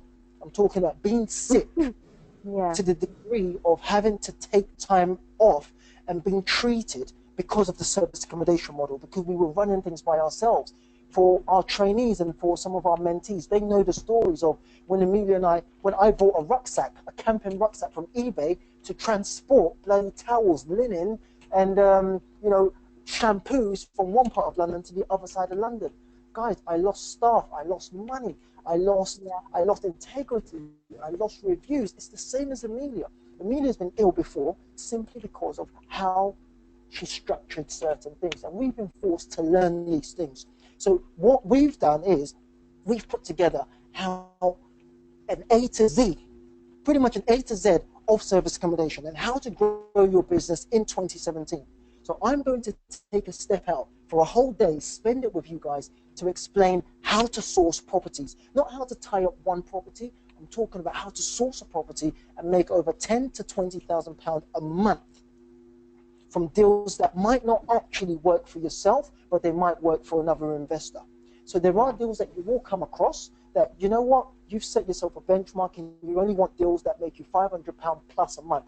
This deal that you've come across is only going to make you £300 a month, but you have a client because you have a base of people that want that deal. You can still generate yourself a significant income by charging £2,000 to £5,000 on a deal, and that's what I'm doing. So I will personally teach you how my 10-step program. I know I was rambling on, guys, because I didn't have the time, but I will take the whole day out to explain the 10 steps. So we spoke about social proof and hot button universal quantifiers. That's just 2 of them.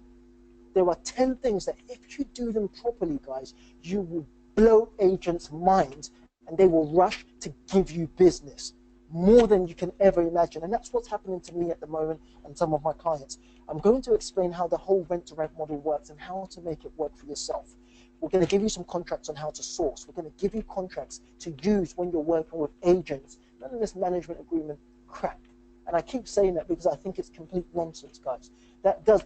Look, let me not get into... I should say, before you carry on, with the building that we currently have, if we had signed a management contract last month, I would have had to spend £2,000 in fixing things that really I shouldn't be fixing. That's your business. When you've got a management contract, it basically means that it's your job to make sure that you fix, the maintenance issues that pop up with properties.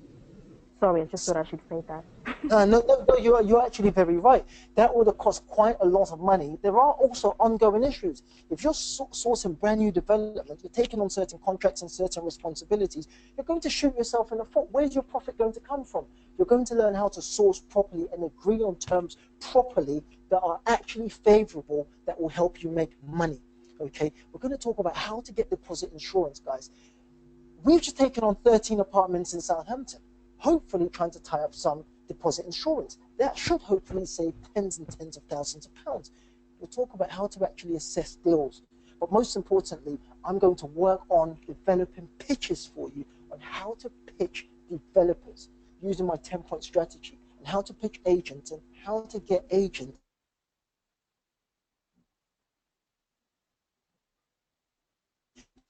your leads, guys. Okay. Now, one thing that I really want you guys to understand is, if I was to take a day and spend with charge coming up to around £1,800, but also what I've included in myself teaching you how to build one side of the model, then you're going to get Amelia, who's going to talk about the entire operations. So we've just talked about Booking.com is not what we're led to believe it is.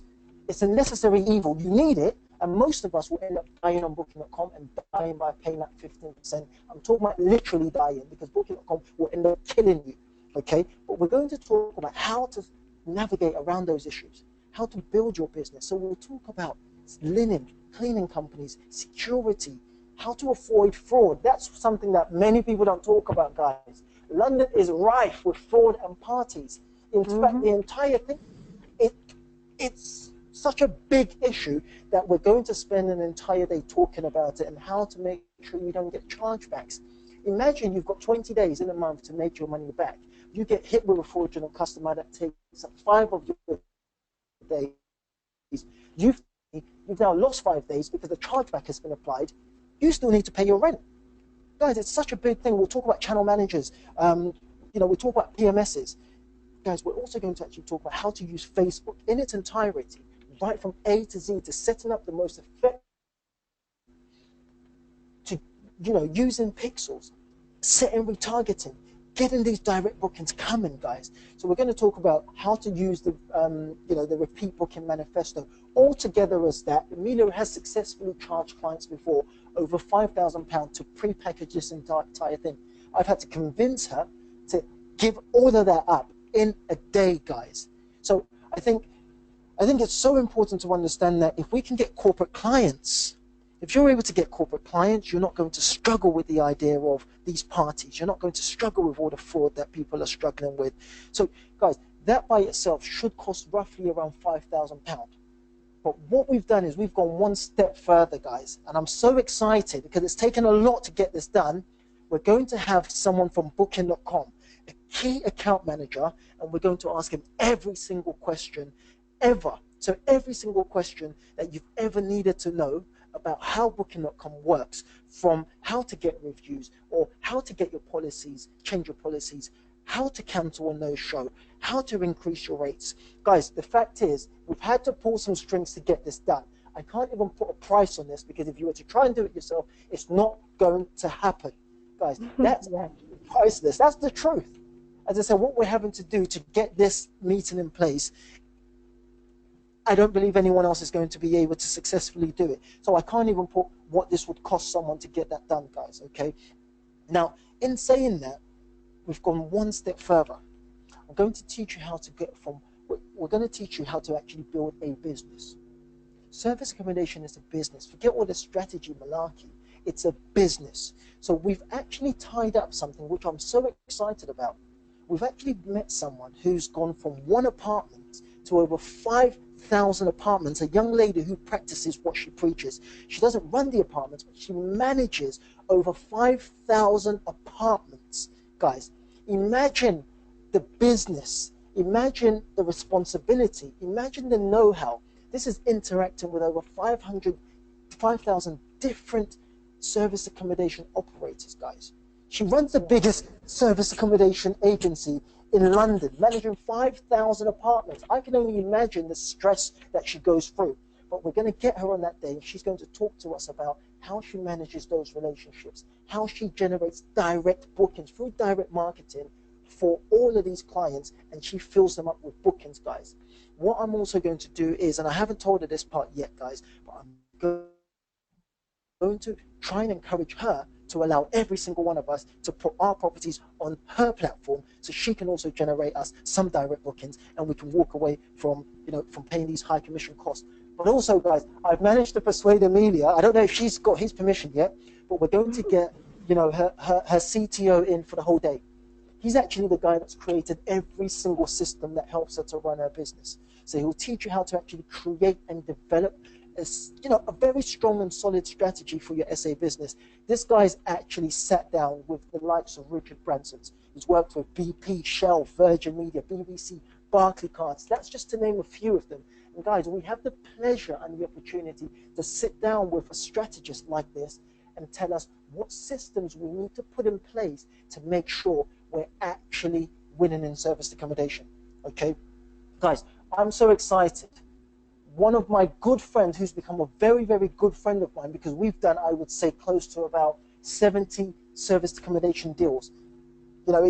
He's an estate agent who understands the model. They hadn't run a service accommodation deal before they met me. I pitched him. So this is going to be a good example of how you pitch an agent and you become friends with an agent, and now you've done 70 individual deals with one agent. We're getting him to come down on that day, not to teach you about service accommodation, but he's going to teach you about what not to say when you're pitching agents and developers. Because we've had this conversation over and over again. He gets calls from people saying, hi, I'm a corporate let provider. He just hangs up the phone. So he's going to be able to tell you what he would and what all his counterparts and other estate agents would want to hear if you were to call them to try and pitch them. Okay, but that's really going to be exciting for us, guys.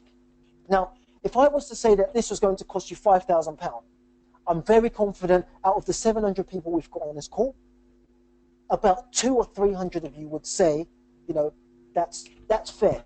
You're getting someone from booking.com to come through. You can take out all your anger and aggression and also ask them all the questions that you've always wanted to ask them.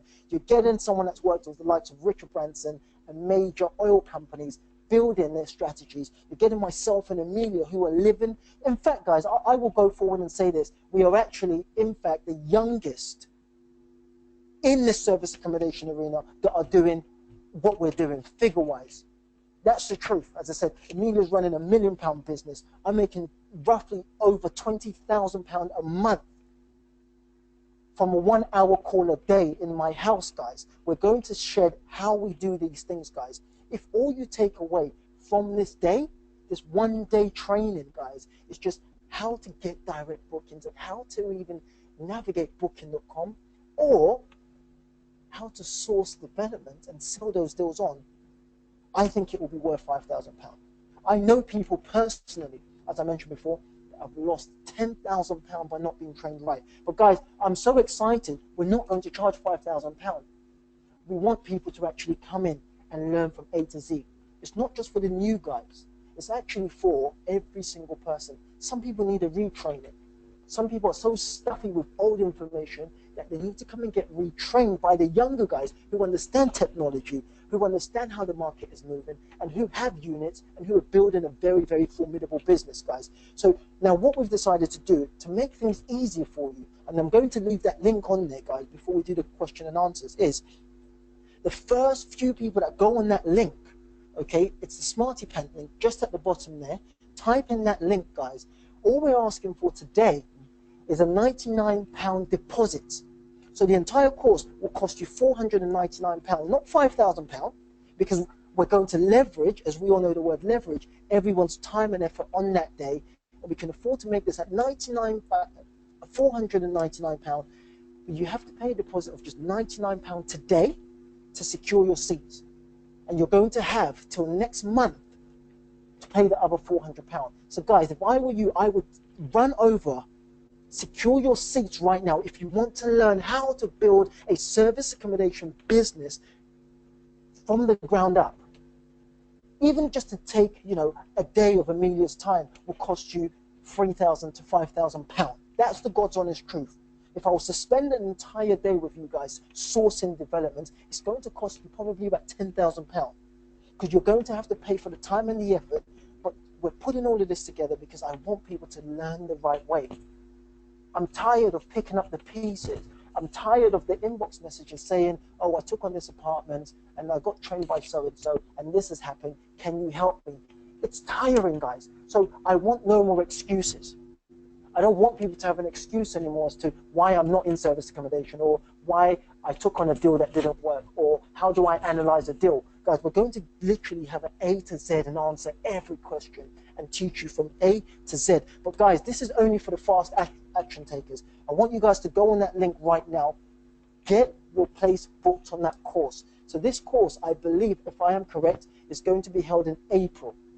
Okay? The most important thing is, for the people that book after the 20th of February, the price will go up to $599. It's not going to be negotiable. The price will go up to $599 to cover all our costs, guys. So you have till the 20th of February to make your deposit payment, and then you will pay the remaining £400 in March. So on the 17th of March, you will pay the remaining £400. So you'll have roughly 2.5, 3 weeks to make the remaining payments. But right now, I want you guys to secure your seats. Otherwise, you will miss out, and that's the truth. TJ, why don't you tell the people when this date, the training is going to be? I'm too excited. I'm too excited to tell them the day. Listen, look, I just want, do you know what it is? I'm tired. I want people to really come and benefit. It's going to be on the 15th of April. Okay. That's a Saturday. So it's a Saturday. So we've done it on a Saturday this time. So there are no excuses, guys. By the end of 2018, I want to be able to say, do you know what, Amelia? I'm proud that I helped that person build their portfolio. And now they've got 100 units. You know, there's a guy in the Facebook group that I love so much. We've got this kind of bromance thing going on. You know, I really see him as someone that's going to take things to another level. And that's the kind of energy I want. I want someone to say, look, you know what? He helped us. He helped me to build my business from 0 to 100.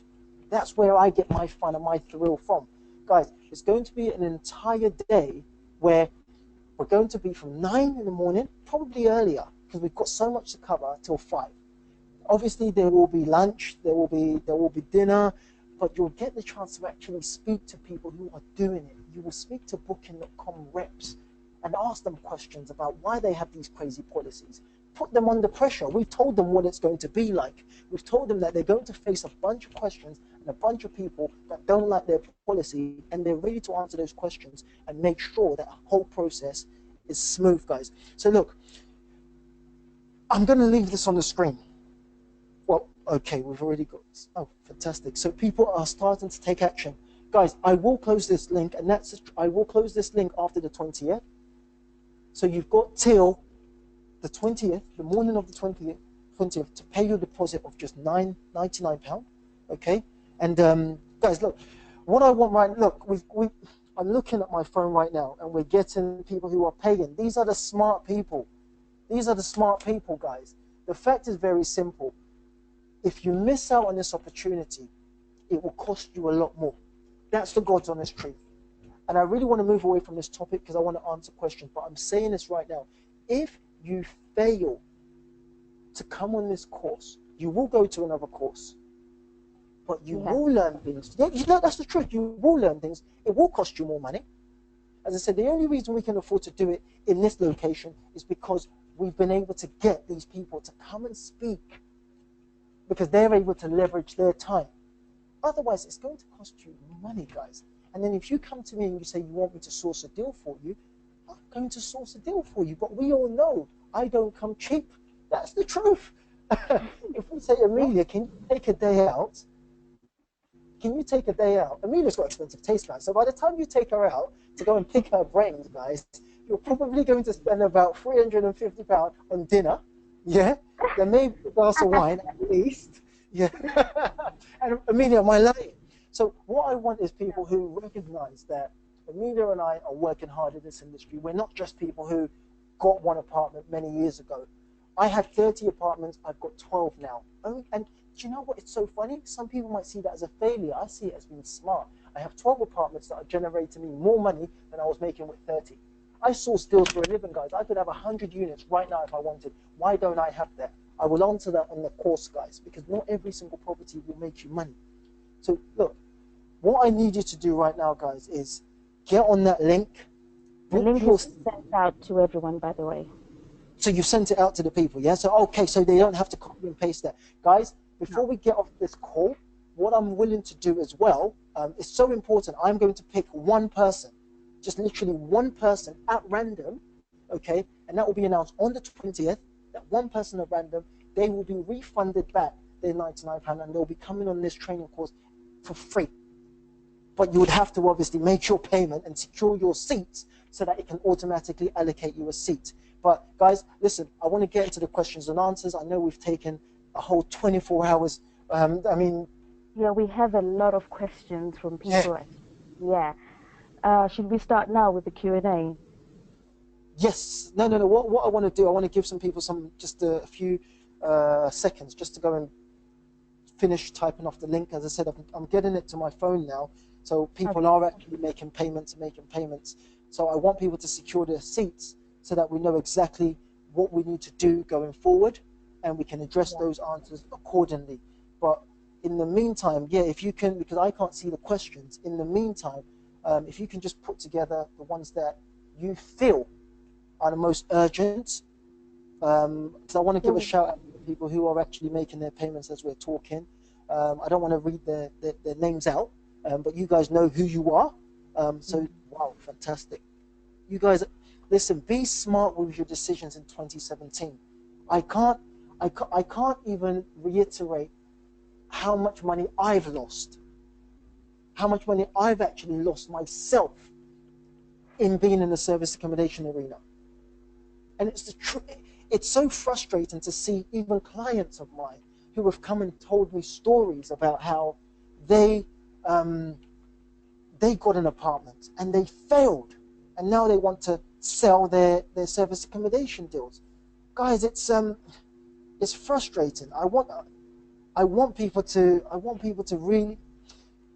This is the stuff that really gets to me when I have to pick up the pieces, and I don't want to do this all the time. I want people to learn the right way. I know I'm being overly passionate about it, but I just know what I would give in a training course. I just know that what we've put together in terms of getting booking.com by itself to sit in a room full of business people to come and tell us what we need to do to actually blossom and to build a business. My goodness, look, I want to give just one more minute and then we can move on to the questions and answers. But guys, listen, as I said, that link is right there. You need I've to just, make. I'm getting a couple of messages from people who are trying to book, but they're getting a not secure uh, message on their browser. So if you're Okay, getting that type of message, send us a message, an email, and yeah, then we will give you the link directly. We're not sure why. Is it SIM card that we're using? yeah, Samcart. But maybe it's because it's going through the lead page, which is fine. But guys, if what you need to do in that case is you need to send Amelia or myself a screenshot of that message. Send her a screenshot of that message that's showing that you've attempted to make the payments. Because otherwise, as I said, if you miss the 24-hour period, guys, it will go up to the 599. It will go Yeah. up to the 599. So send a screenshot of the message that it's showing you, and we can rectify that. But at least we know that you've tried to make the payments, and we can obviously allocate a space for you. But right now, I think it's so important to um, don't miss it. Don't miss it. As I said, Okay, shall we go to the Q&A now? really want to go to these Q and A's. So we're going to go to the Q and A's because I can't see the people who are bugging you on the Q and A's. So I think, yeah, go to the Q and A's. Okay, so right, somebody wants us to confirm the April dates. It's April the 15th, that's a Saturday, and it's a whole day training. And guys, I think it's just really important to say that this is not a theory, this is not a type of training where you get inspired to do anything. This is an actual how-to type of training where we will literally show you how to do certain things. And I think the most value that people will get from this is the one-to-one time that you're going to have with everyone who's going to be there to help you. So it's not going to be an event where there's going to be hundreds of people. It's actually a small, intimate group, because that way I will have time, Gary will have time, the booking.com account person will have time to speak to each and every one of you and answer all the questions that you have. So it's not a case of we have hundreds of seats. In fact, we haven't got hundreds of seats available. It's just tens, actually, less than 30. So we've Absolutely. had people booking their seats already, and I can see this being sold out It by will the be end so. of the day tomorrow. Yeah, because a lot of people can just see that the value that it will bring to them to move their business forward. So I've got a question from a Kerry. Okay. She says that she's had some training before, and so she wants to know if this is something she can attend. So is there going to be any repetition of training? And I think the honest truth is I don't know who gave you the training, but if it wasn't me, then obviously it's no, it's going to be different, isn't it? Because I don't know what the other trainers teach. Yeah, of course, So of course. I mean, it's really difficult to answer that question. she might be But saying would there be repetition of the basic stuff? Of course. Well, someone's going to talk about Booking.com. Someone will talk about mhm, Airbnb. But the difference in any training is perspective. yeah, That's what it is. So you will get Amelia's and my perspective on what works. Don't get me wrong, whoever's trained you, well done. Of course, there are multiple trainers who are doing great and who really do have apartments. Maybe not as much as they say they do, but they do have apartments. But it will be a matter of perspective and what works. But as I yeah, say, more getting what you can out of that day. It's spending a whole day with people who are living and breathing this thing. And you can ask you want. Bring your questions. Bring as many questions. As I said, I'm sure just like this has run over, that day is probably going to run over as well, guys. We're here to yeah, help people because we help people every single day. So we want people to be able to go away and build actual businesses so that we can say, well, see, when Amelia and I are old and grey, we can say, oh, yeah, we helped that person. Now their grandchildren have taken over their business. And I can say, well, they can help to pay for my pension and pay for. I hope that answers your okay. question, Chris. Yeah, we've got Glenn. He wants to find out if the Facebook part of the course is is going to show the technical side of creating the ads. And the answer to that is yes, it will. And also, because Facebook has, to create a Facebook ad, it's not just, technicalities, it's not just a technical platform you have to learn. There's also certain principles that you have to know. So you know what type of ads to run and what type of strategies to use depending on what kind of promotion you're gonna run. So there's going to be an online version of the technical side of creating these campaigns. So whether it's Facebook, TripAdvisor, Airbnb, if you want to go down the route of LinkedIn, I've got a training for that as well. There'll be an online version of that as well. So you don't have to take and soak everything in on the training day. You'll also have an online platform to fall back on once you've left. And also, guys, the after support is that this is one of the things that I like about my trainings, to be honest, because I don't train people and then just leave them in the dust to fend for themselves. If I train you on anything, I'm going to be there to support and guide you moving forward. Shade. So, no, actually, it's just the Nah, truth. Because I believe that when somebody comes and they get training, especially at an event like this, there's only so much you can take in. And then after you've left, you then have to go and implement yourself. You're going to come across stumbling blocks. You're going to have questions. So it's not a case of you get trained, you go away, and that's it. It's not like that. I'm here to support and guide everyone as much as possible. We also have group monthly calls, don't we, TJ, yes, we to do. all our students. And those Exactly. are really priceless. A lot of people who've taken any of our trainings will testify to that.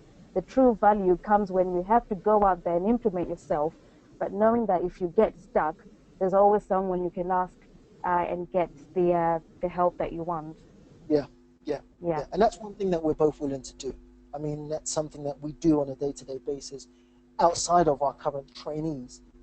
It's just helping people, picking up pieces, as I say. Yeah. And I think this could serve, and it's not only for the people who are new, it's for the older guys as well, who want a kind of refresh. Or, some people, sometimes I need it. Amelia has a mentor, I have a mentor, and the purpose of a mentor is to give you a kick up the backside sometimes.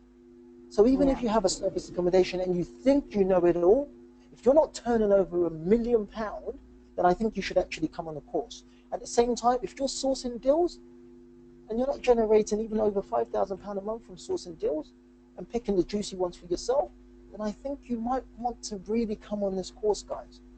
I think this is going to be something that many people will talk about. And we both know these are the things that can't get replicated. This will actually be our first face-to-face course. As some of you guys know, we run an online course that's available to purchase online, and you've got access to that throughout the entire year, 1 year membership on that. But there's nothing beats sitting in front of someone and asking them questions and looking them in the eye and saying, will you hold my hand through this entire process? And that's how we've developed friendships with some of our trainees, just by becoming, in quotes, their trainers. And you build Yeah. a lifelong friendship, and we owe it to see your business grow, don't we?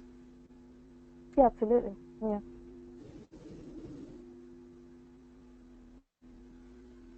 Okay, well, I'm just looking for more questions on here.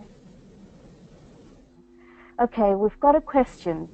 It's in relation to the tenancy deposit. Somebody said they don't want to be named. If you have bad credit, how do you Yes.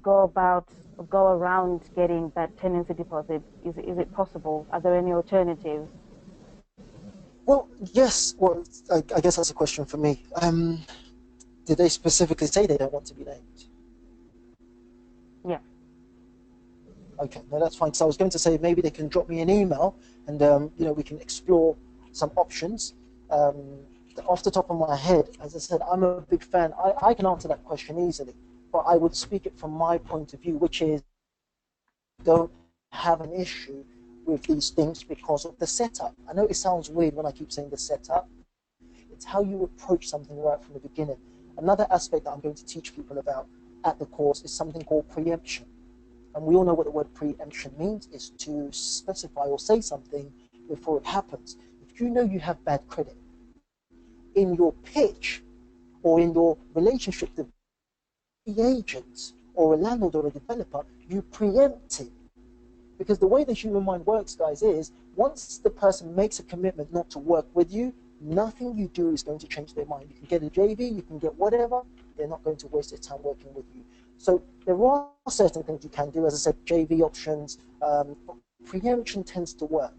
You address it right from the beginning. You don't say, oh, hi, I've got bad credit, I would like an apartment. You skirt around the issues.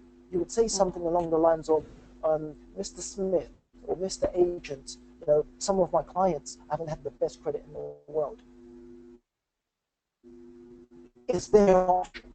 Do you use, guys, Amelia can tell you right now, I've got agencies that I've changed. They've changed the reference company that they use to do a deal with me. Amelia, am I telling Yeah. the truth? Even the Yep. investor that we worked with this call, it's Mm-hmm. all in the setup, all in how you pitch and present yourself. Social proof. They know and believe that I've done hundreds of deals. They believe I have clients. They believe I know about service accommodation. It's how I approach them. Because everyone knows Paragon FCC is difficult for referencing, especially for service accommodation providers. I have Yeah. made companies change referencing companies to try and get a deal over the line with me. And these are the things I'm going to really focus on teaching people. As I said, I can't go through everything in a day because it would be me trying to share my life on experience with you. But I can share as much of myself with people. That's what I intend to do. And I hope that kind of answers your question. But you've also got my email address. So if you need anything, please just drop me an email and I'll try my best when I get a moment to reply or with you. Okay. There's another question from Debbie. She said, how do you put a pixel on your website and do you have to buy it? Um, it's it's But it's that's very simple to put a pixel on your website, but it's not something I can explain on this call. So, but because it takes literally 2 seconds to do, there's a video that I've got already on our Thinkific, our platform that we have these videos on. I will post it in the group for everyone. And no, you don't have to buy it. It's free. It comes with your Facebook ad account. So if you haven't got a Facebook ad account, the first thing you need to do is to create your Facebook ad account. Again, it's free. You don't have to pay anything to get access to the Facebook ad account or your pixel. But you say that, and I just wanted to address what you just said, Amelia, is you've encouraged people to go and get a Facebook ad account. I would say they shouldn't. If they're going to come on a course, maybe they shouldn't do that yet, because there are certain things that you teach people with regards to just setting up the account. Everyone can set up an account because it's yours to use, but there are certain things that you encourage people to do, which, as I said, we'll talk about in further details, or drop Amelia an email and she'll explain why you shouldn't just set up your standard, UK Facebook account. I'll let her go into the trainees on the Smarty Pants training day, why they shouldn't use a certain type of Facebook ads account. But as I said, only the people that will come. It doesn't. I'm sorry. It's just my opinion. I know you might not agree with it, Amelia. If people have taken the fast action and they're eager to learn, they deserve to have a competitive edge, don't they? Yeah, absolutely. Okay. Uh, there's literally tens and tens of questions on here, and I'm missing Let's some try it of on. the questions. So I've had people asking me to address their question above, but I can't find the question. Okay, so Darren wants to know where exactly the course will be held. Okay, it will be held in Canary. Yeah, it will be held in Canary Wharf. Yeah, it's the same place that we're having our Facebook ads workshop in a couple of weeks. Oh yes. Do you know what, Amelia? Guys, we have one space left, literally, on that course. So that's, when is that on? That's on the 9th of Yes. March. Hmm. On the 9th of March, Amelia and I are hosting a one-day workshop.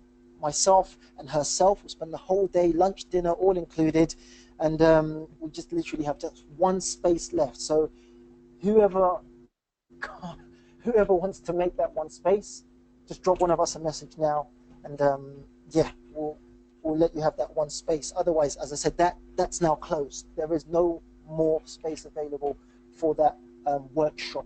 But guys, Okay. listen. We've got Tayo. He wants to know if there's any offers for couples that want to attend the training. Yes, there is. If you drop myself or Amelia an email today, we did.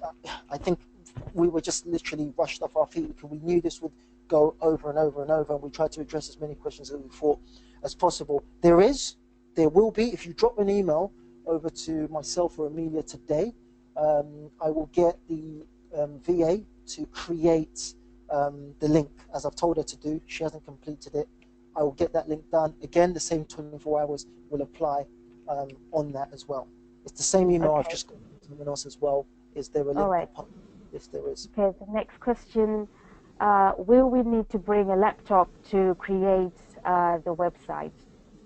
So the answer is yes, you need to bring your laptop, but we're not going to show you how to create a website, but rather a landing page. Because obviously a website is something that would take a lot more time to do, but there will be resources that will show you how to go and get, because guys, if you go on my website, mycityspaces.com, that's a simple website that was built on WordPress by myself. It took me, how long did it take me, TJ? 3 days? What the new one? Yeah. No, no, I think it was 2 days. It was 2 days. Yeah. 2 days, Yeah, two so days. there'll be resources to show you how to go ahead and put together your own website that's actually good looking, but most importantly, a website that's going to convert people to actually paying guests. So yes, you do need to bring your laptop because there's a lot of hands-on training that will be happening uh, on the day. A lot of people, yes, what's the location again? That's in Canary Wharf. in Canary Wharf, guys. It's going to be in Canary Yeah, Wharf. We'll send out the specific address a little bit closer to the time. yeah. But obviously, And I said to everyone who attends the webinar will get a template of the letter that I send to the companies that yes, literally gets them to call me back because they want to do business with me. I will send that letter out to everyone who's taken the time out to attend this webinar today. So keep an eye out on your email over the next few hours. So I'm definitely going to send it out. It's a simple email, but it works. perfect. Mm, so, okay, we've got a few people that are coming on the Facebook ads workshop as well as this training. Yay. Somebody's asked, how do you get around the 90-day rule in London? Okay. Well, I don't think there's no getting around it really, is there? You either get the planning permission that's required, or you just operate, undercover on the down low like most people do.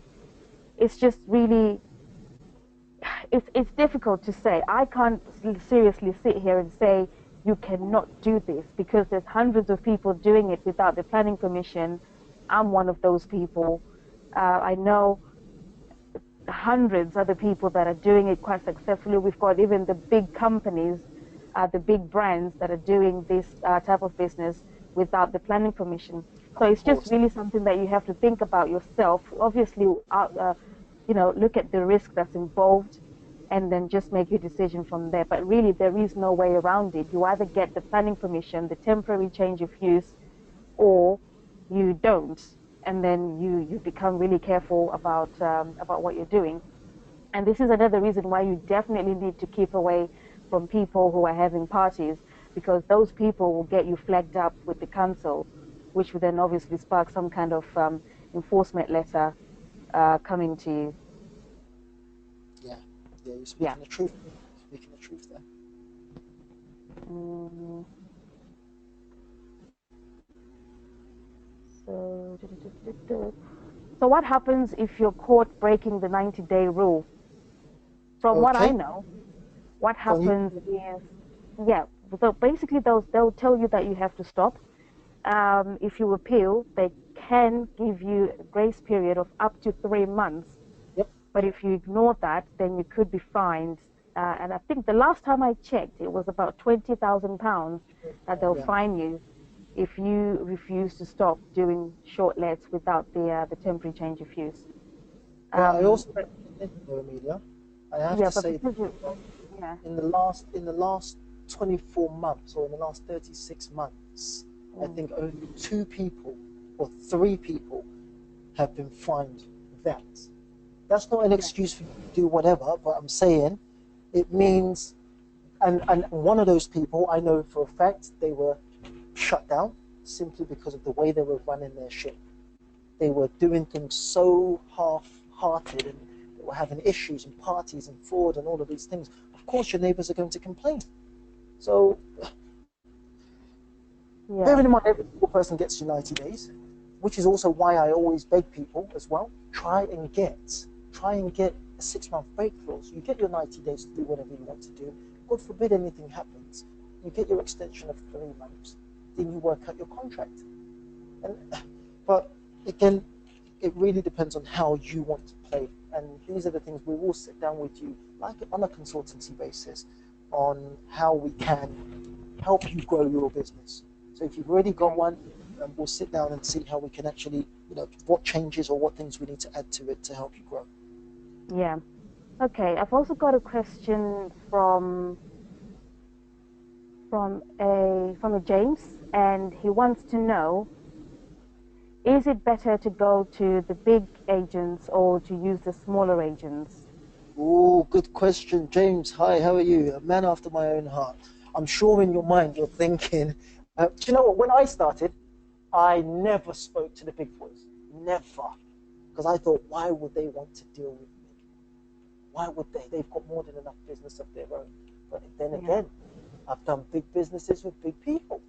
I've done big businesses with developers. Why would they want to speak to me?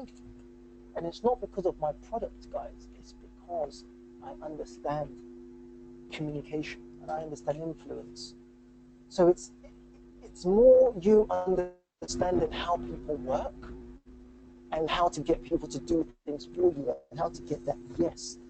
A big guy and a small guy, someone working for, let's say, the big CBR.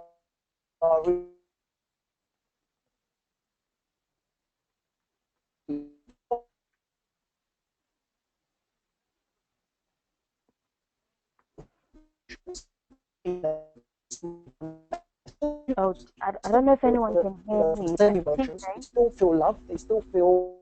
TJ, you're breaking up quite a lot, and I don't think Can't hear everyone me. can hear you at this point. Yeah. Uh, your, I don't know what's wrong with your Do you know Wi-Fi, what? but Heroes. I, well, I don't know if everyone couldn't hear you, but I definitely couldn't hear what you've just said in the last 5 seconds. Okay. Tell the person to send me. Sorry? Can you tell the person to send me an email? Okay. Right, guys, because Yeah, this GoToWebinar, well, I think you're back now. Can you say something? I'm back. I'm back. I'm back. I'm back. I'm back. Woo! Yes. Okay, yeah, Back. cool. We Back. still have about 200 people on the call. So let's just go through all the questions Yes. until... Okay, we've got somebody who's asked a question about merchant accounts. Okay. What is the thing that you should look out for when you're trying to pick a merchant account provider? You wanna? Yeah, you can answer that. Well, I think the most important thing for me personally, and because through experience, is to go with a merchant provider who understands your business. Because when I first started, I went with a company called Payment Sense, and I'm not ashamed to name and shame them. They were very, very, very quick to open an account for me, rather. And as soon as they saw the volume that I was doing, they literally, without warning, they shut down the account, and they didn't even offer to pass on the money to me, in 3 months or 6 months or whatever. They literally said I had no option but to refund every payment that I've done with them, bearing in mind that these were payments for people who have come and stayed and left. So that taught me a big lesson. If you're going to choose a merchant provider, make sure that you speak to someone in the risk assessment team. Don't just end the call with the customer service agent or the sales agent.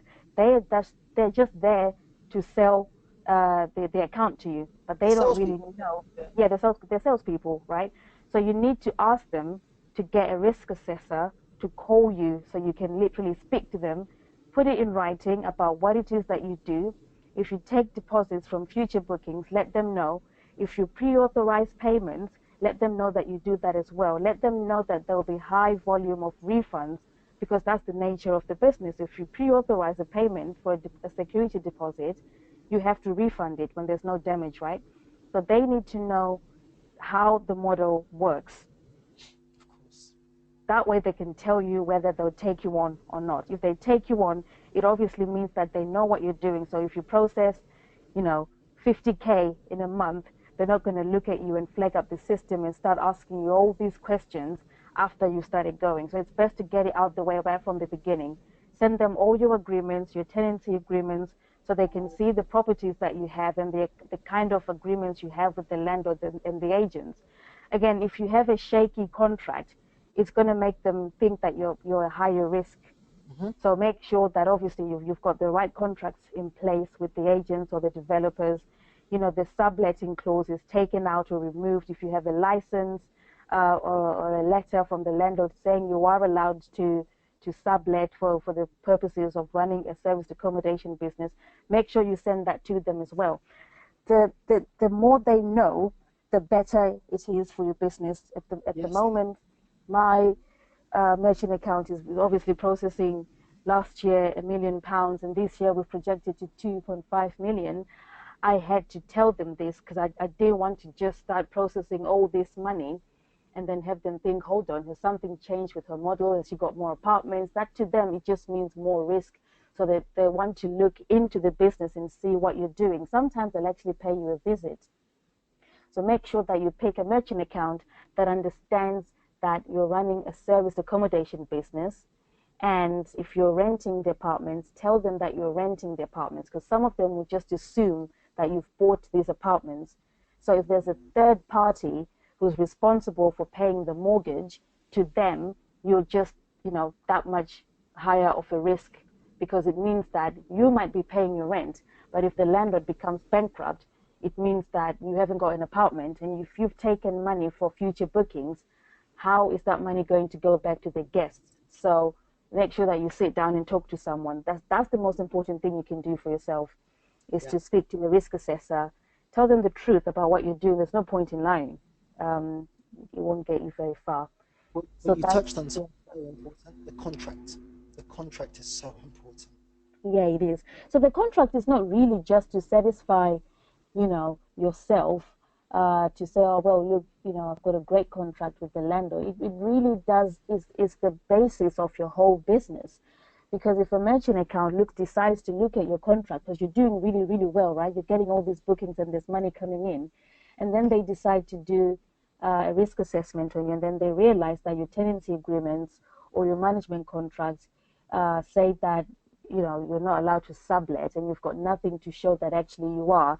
It becomes a really big problem really, really quickly, and it's very hard to come back from it. So that's just something you guys need to be aware of. Yeah, absolutely. Yeah, Absolutely. yeah. And then I've got someone who's saying that I've only got 3 apartments. Is it really necessary to do direct marketing and to have a channel manager? Personally, Well, I would say yes. Yes. yeah, Yeah, of yeah. course. I mean, how much is a channel manager going to cost you? 50, 60 quid a month? That's it. Uh-huh. You know, direct bookings. Yes, even with 3 apartments, it's even easier to fill your apartments with direct bookers with just 3 as opposed to 50 or 60. You see what I mean? So the sooner you can get yourself sorted out with the direct booking endeavors, the better. You don't have to wait until you've got a lot of money to do it, because most of these strategies, like the letter going out to key guests, business travelers, it's free. You don't have to pay for it. Google Maps is free. You can create a Google Maps account on Google for free, and people will find you if they're searching for accommodation in your area. So no, it's you don't need to have 10 apartments to do direct marketing. Even if you've got just the one, imagine how much you would save if you didn't have to pay 15% commission Yeah. on the bookings that you're currently getting. What I'm So preach is start properly from the beginning. Well done yeah. for having 3, and Hmm. make sure you've got systems in place that will allow you, unless you want to stay on 3, if that's what you're saying, you want to stay on 3, still get a channel manager, which makes your life Hmm. easier. But Yeah. if you've taken on more as well, then start putting things in place that will help take you to another level, guys. I hate the word I, system. that's the thing. I've just had a question from someone saying, why do you guys keep talking about systems? What are systems and how do we create systems? Good, And good. I'm just going to come out and say, I would like to take all the credit for everything I've done, but I can't. I've got a guy who helps me sort all of that out. And I'd encourage everyone to find someone who can help them in that way. And guys, the joke is it's not expensive to get these people in place. You can pay as little as £100 or as much as £5,000. Personally, I pay £1,000 to sit down with my strategies and talk about how we're going to do things moving forward for the next 12 months, 24 months, 3 years, and 5 years. It's priceless. Yeah. You can't put a price on it, because the alternative is you just bumble along and then hope that you make it. So when you've got a lot of money invested in this business, and when you've got a lot of people relying on, i.e. the guests, these are people who paid you. The last thing you don't want to do is to go bankrupt and then just stop because you've not planned for all eventualities. So make sure that you speak to someone. Like I said, on this course, my strategist, my chief technology officer, CTO, that's what it means, he's going to be there. He's going to be available to talk to each and every one of you. Like I said, it's going to be a small, intimate group. It's not a big room full of hundreds of people. It's a very small group of people. So we can actually help you more on a one-to-one basis and make sure that all your answers, or your questions rather, are answered during that day. So someone said, is in London, is London the only license acceptable? I think what they're trying to say is the only license acceptable in London is C1, or can it be C3C? I don't know what Yes. C3C is. What's C3C? Oh, I don't know what 3C is. I don't I know mean, what C3C well, is. see, if you plan to, I mean, you answered this question a second ago on the Facebook group, Amelia. If you want to operate in London, ideally, you should seek planning permission and get the appropriate permission if you want to in London. Yeah, yeah. So it's just one of those decisions you have to make yourself. So yeah. So what channel manager are you using and why? Personally, I use Savoy.co.uk, mainly because it's a UK company. So if I have any problems, they're just available in the hours that I'm awake. Also, they handle what I need them to handle. So TripAdvisor, TripConnect, Google, hotel ads, the booking.coms, the booking engine, Savoy handles all of that. The housekeeping is also a PMS system as well. So, text messaging, automatic text messages going out to guests, the automated emails, uh, payments, invoices, Savoy handles all of that. That's why I use them. So I hope that answers your question. So someone has just said C3 is residential. Yeah, I knew C3 was residential, but the guy put C3C. So I just really didn't understand if there was a C3C, and I just don't know about it. Mm, right. So yeah, guys, we still have 150 people on the call. If you have questions, please type them down and we'll be happy to answer them. Obviously, I'm conscious of the fact that it's now 9:30. We started at 7. And I'm just really grateful that there's people, hundreds of people still, on the call. I'm just trying to see if there's any questions that I've missed out. And I think some of you have sent in questions that I think are quite personal.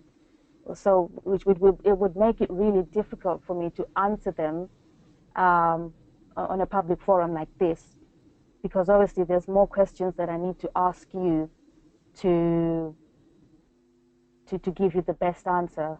So I would rather, if you send me an email, I will get back to you, and then we can schedule a chat. Because I wouldn't be doing you any favors if I started asking personal questions on a public call like this one. So I hope that's okay. Okay, there's another question. Other than Facebook ads and OTAs, have you used search pay per click, like for example Google, Yahoo? And what has been the results? I have actually. Search pay per click is Google, not Bing or Yahoo, but Google's pay per click ads. I have a different strategy for pay per click ads when it comes to Google. I will only bid on my brand name, because as far as I'm concerned, it's a lot easier to do it that way. Anything else, if you're going along the lines of using keywords like service departments in or hotels in, whatever your location is, it becomes very, very, very expensive. And then also you're competing with the OTAs like booking.com and late rooms and hotels.com. So personally for me, I didn't think it was worth it. But, I am not a Google pay-per-click guru. That's not my forte. I do Facebook ads because they're a lot cheaper to run. And I can literally target who I want to target. And it's not expensive. So Google is pay-per-click for me works if I'm bidding for my brand name. So that's My City Spaces or Bow Apartments. If you want to do Google pay-per-click, I suppose you could do local pay-per-click, you know. I suppose that could work, especially if you live in a small town. But yeah, do some research on how much each click is likely to cost you using the keyword planner. Get an idea before you throw a lot of money into it. And you know, as I said, with anything, especially paid advertising, you seriously need to have a strategy. It's not wise to start running ads, not knowing what those ads are supposed to do and how to get to a point where you're turning these website visitors into actual paying guests. So, yeah. Mm, okay, the draw, TJ. Yeah, pardon? Someone's asking about the draw for those that booked this evening. Yes. So Yeah. that will be decided on the 20th of the month. Um, and then yes, so on the night of 19th or before, it depends if I'm sleeping or I'm awake. But on the 20th, I will pick one person. And, yeah, they will be refunded. But as I said, Mhm. you have to be in it to win it. I love that. Mhm. Look at that. Okay. Just waiting. I think I've responded to a couple people. I'm just going to see if they message back to me on here or if they're going to send an email afterwards. Okay, doke. Yep.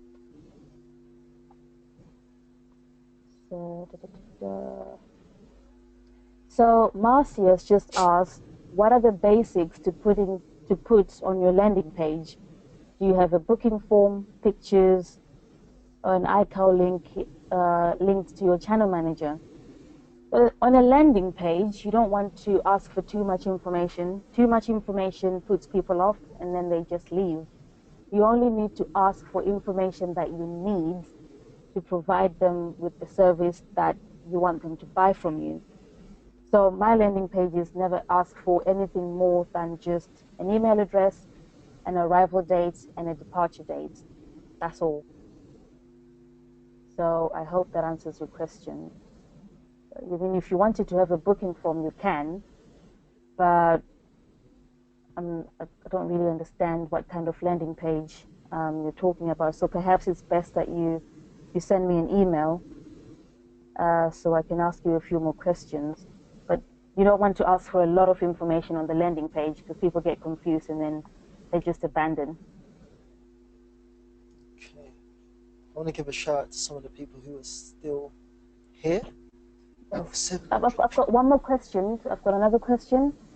Someone said we mentioned a Facebook group. Can we join it if we're going on the course because they have booked? Yes, definitely.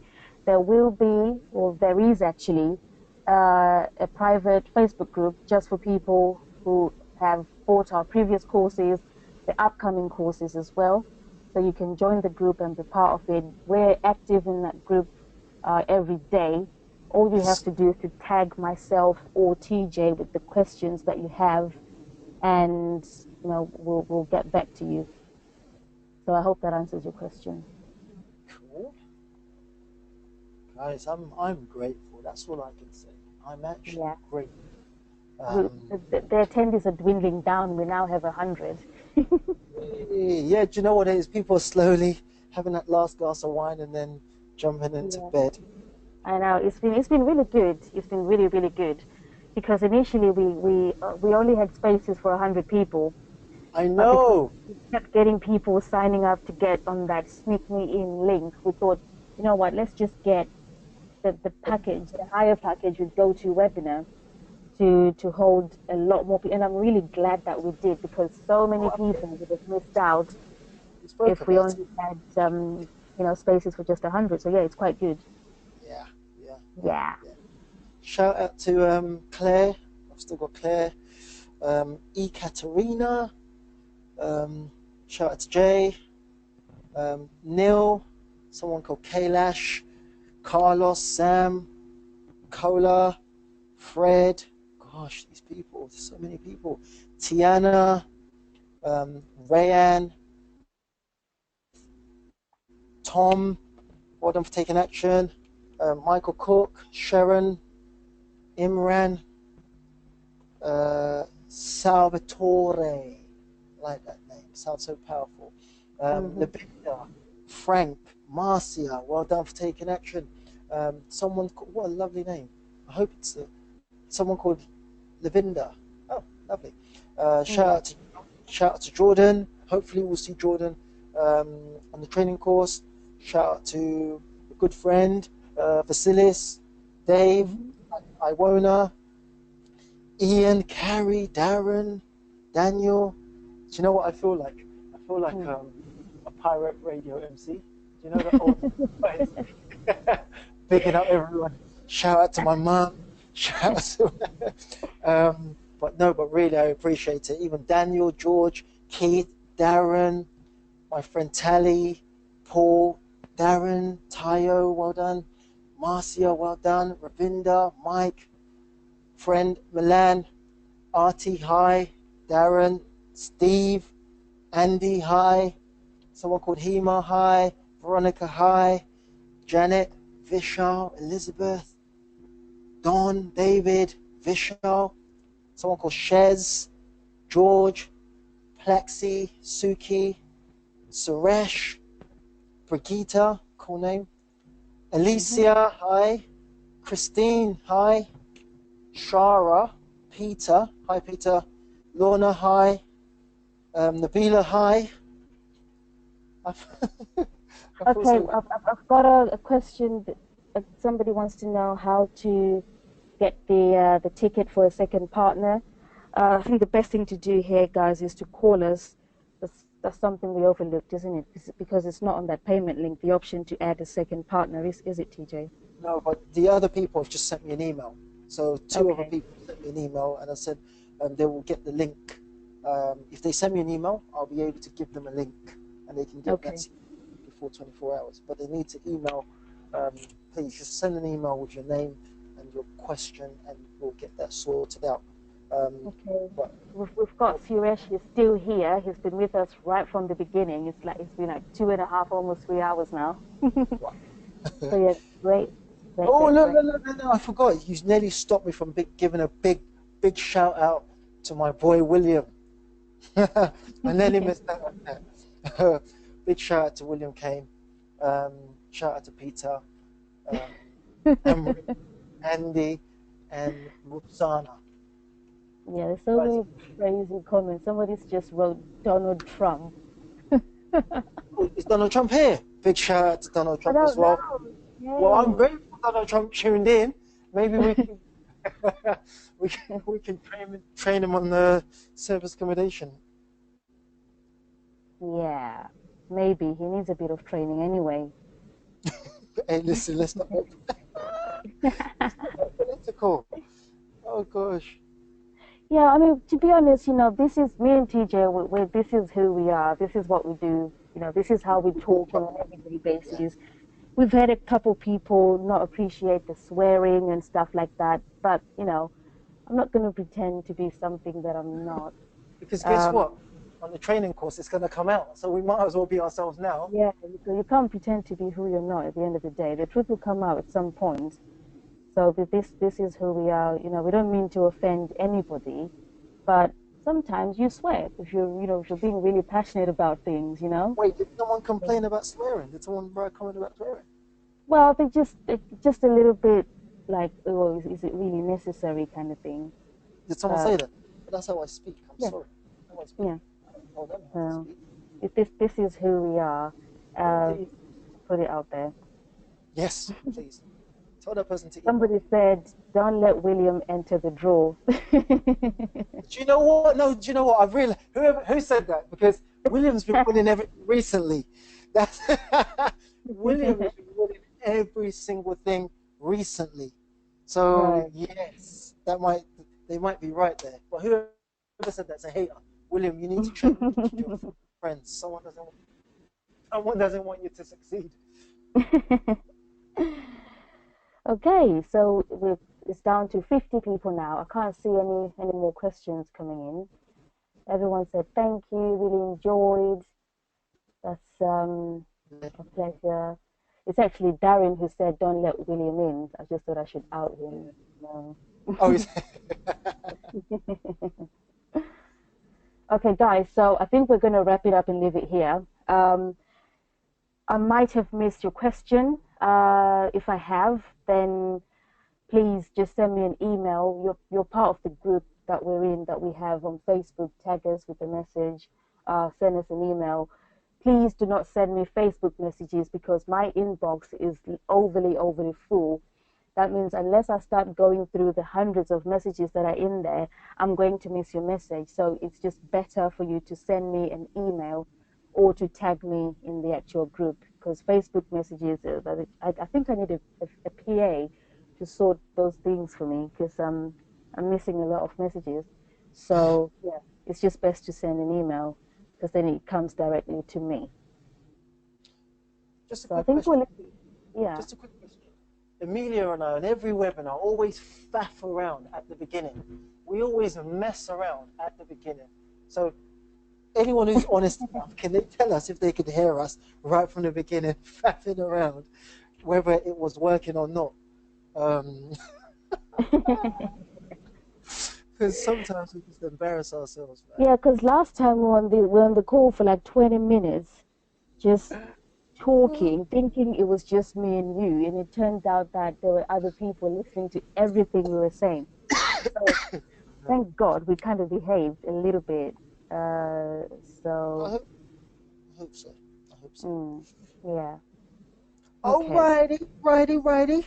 Well, thank Right, you yep. guys very much. Um, see, I can see we've got our hands full. So also thank you very much, guys, for the ones that have taken, the fast action steps and secured your seats. I'm so grateful that people actually want to, sit down and listen to us teach them from our experience. And it's also a promise that Amelia and I made um, to ourselves to give as much as we can and to give the best that we can to people and to see Yeah. people succeed. So And I'm also, very it's not just about people listening to us talk the whole day. We've got other people who are experts in what they're doing, who are going to come there to help you guys as well. And also, they're there for you to ask questions. So whatever issues you have, uh, then because it's a small setting, it's a small group, it just means that there's a very good chance that your questions will get answered. hmm Yeah. So it's not a big event where there's hundreds of people and No, you're not. just one of hundreds in a crowd. We're there to help everyone, and that's what we like to do. Small events just means that we can help everyone. No one is left behind, really. Absolutely. Absolutely. Yeah. Okay. But thank you very much. It's been a pleasure. Also, I can't promise that this has been recorded because I don't know whether we messed up on the recording. So well done for being on the call. Um, we'll find out. We'll find out later. All right, cool. Yeah. Thank you very much, guys. And yeah, cheers. We'll see you guys at the Smarty Pants training program in April. Yeah. Okay, now we have to figure out how to leave the webinar. How do we leave? Let's not Um, talk about this embarrassing part. it's not coming up. Who You know how complained about me swearing? I know we're still online, but well, I'll text you about it. But who was it? Tell everyone. well, no, I'm not gonna out them, no. Well, they know who they are. They'll listen back to this. Yeah. I don't tell anyone how to speak. I don't expect them to tell me how to speak. Please. Right. Okay, yeah, I found it. There's the Yay. new. Bye, guys. Bye. Bye, everyone. Bye. I think I need to I'm gonna end.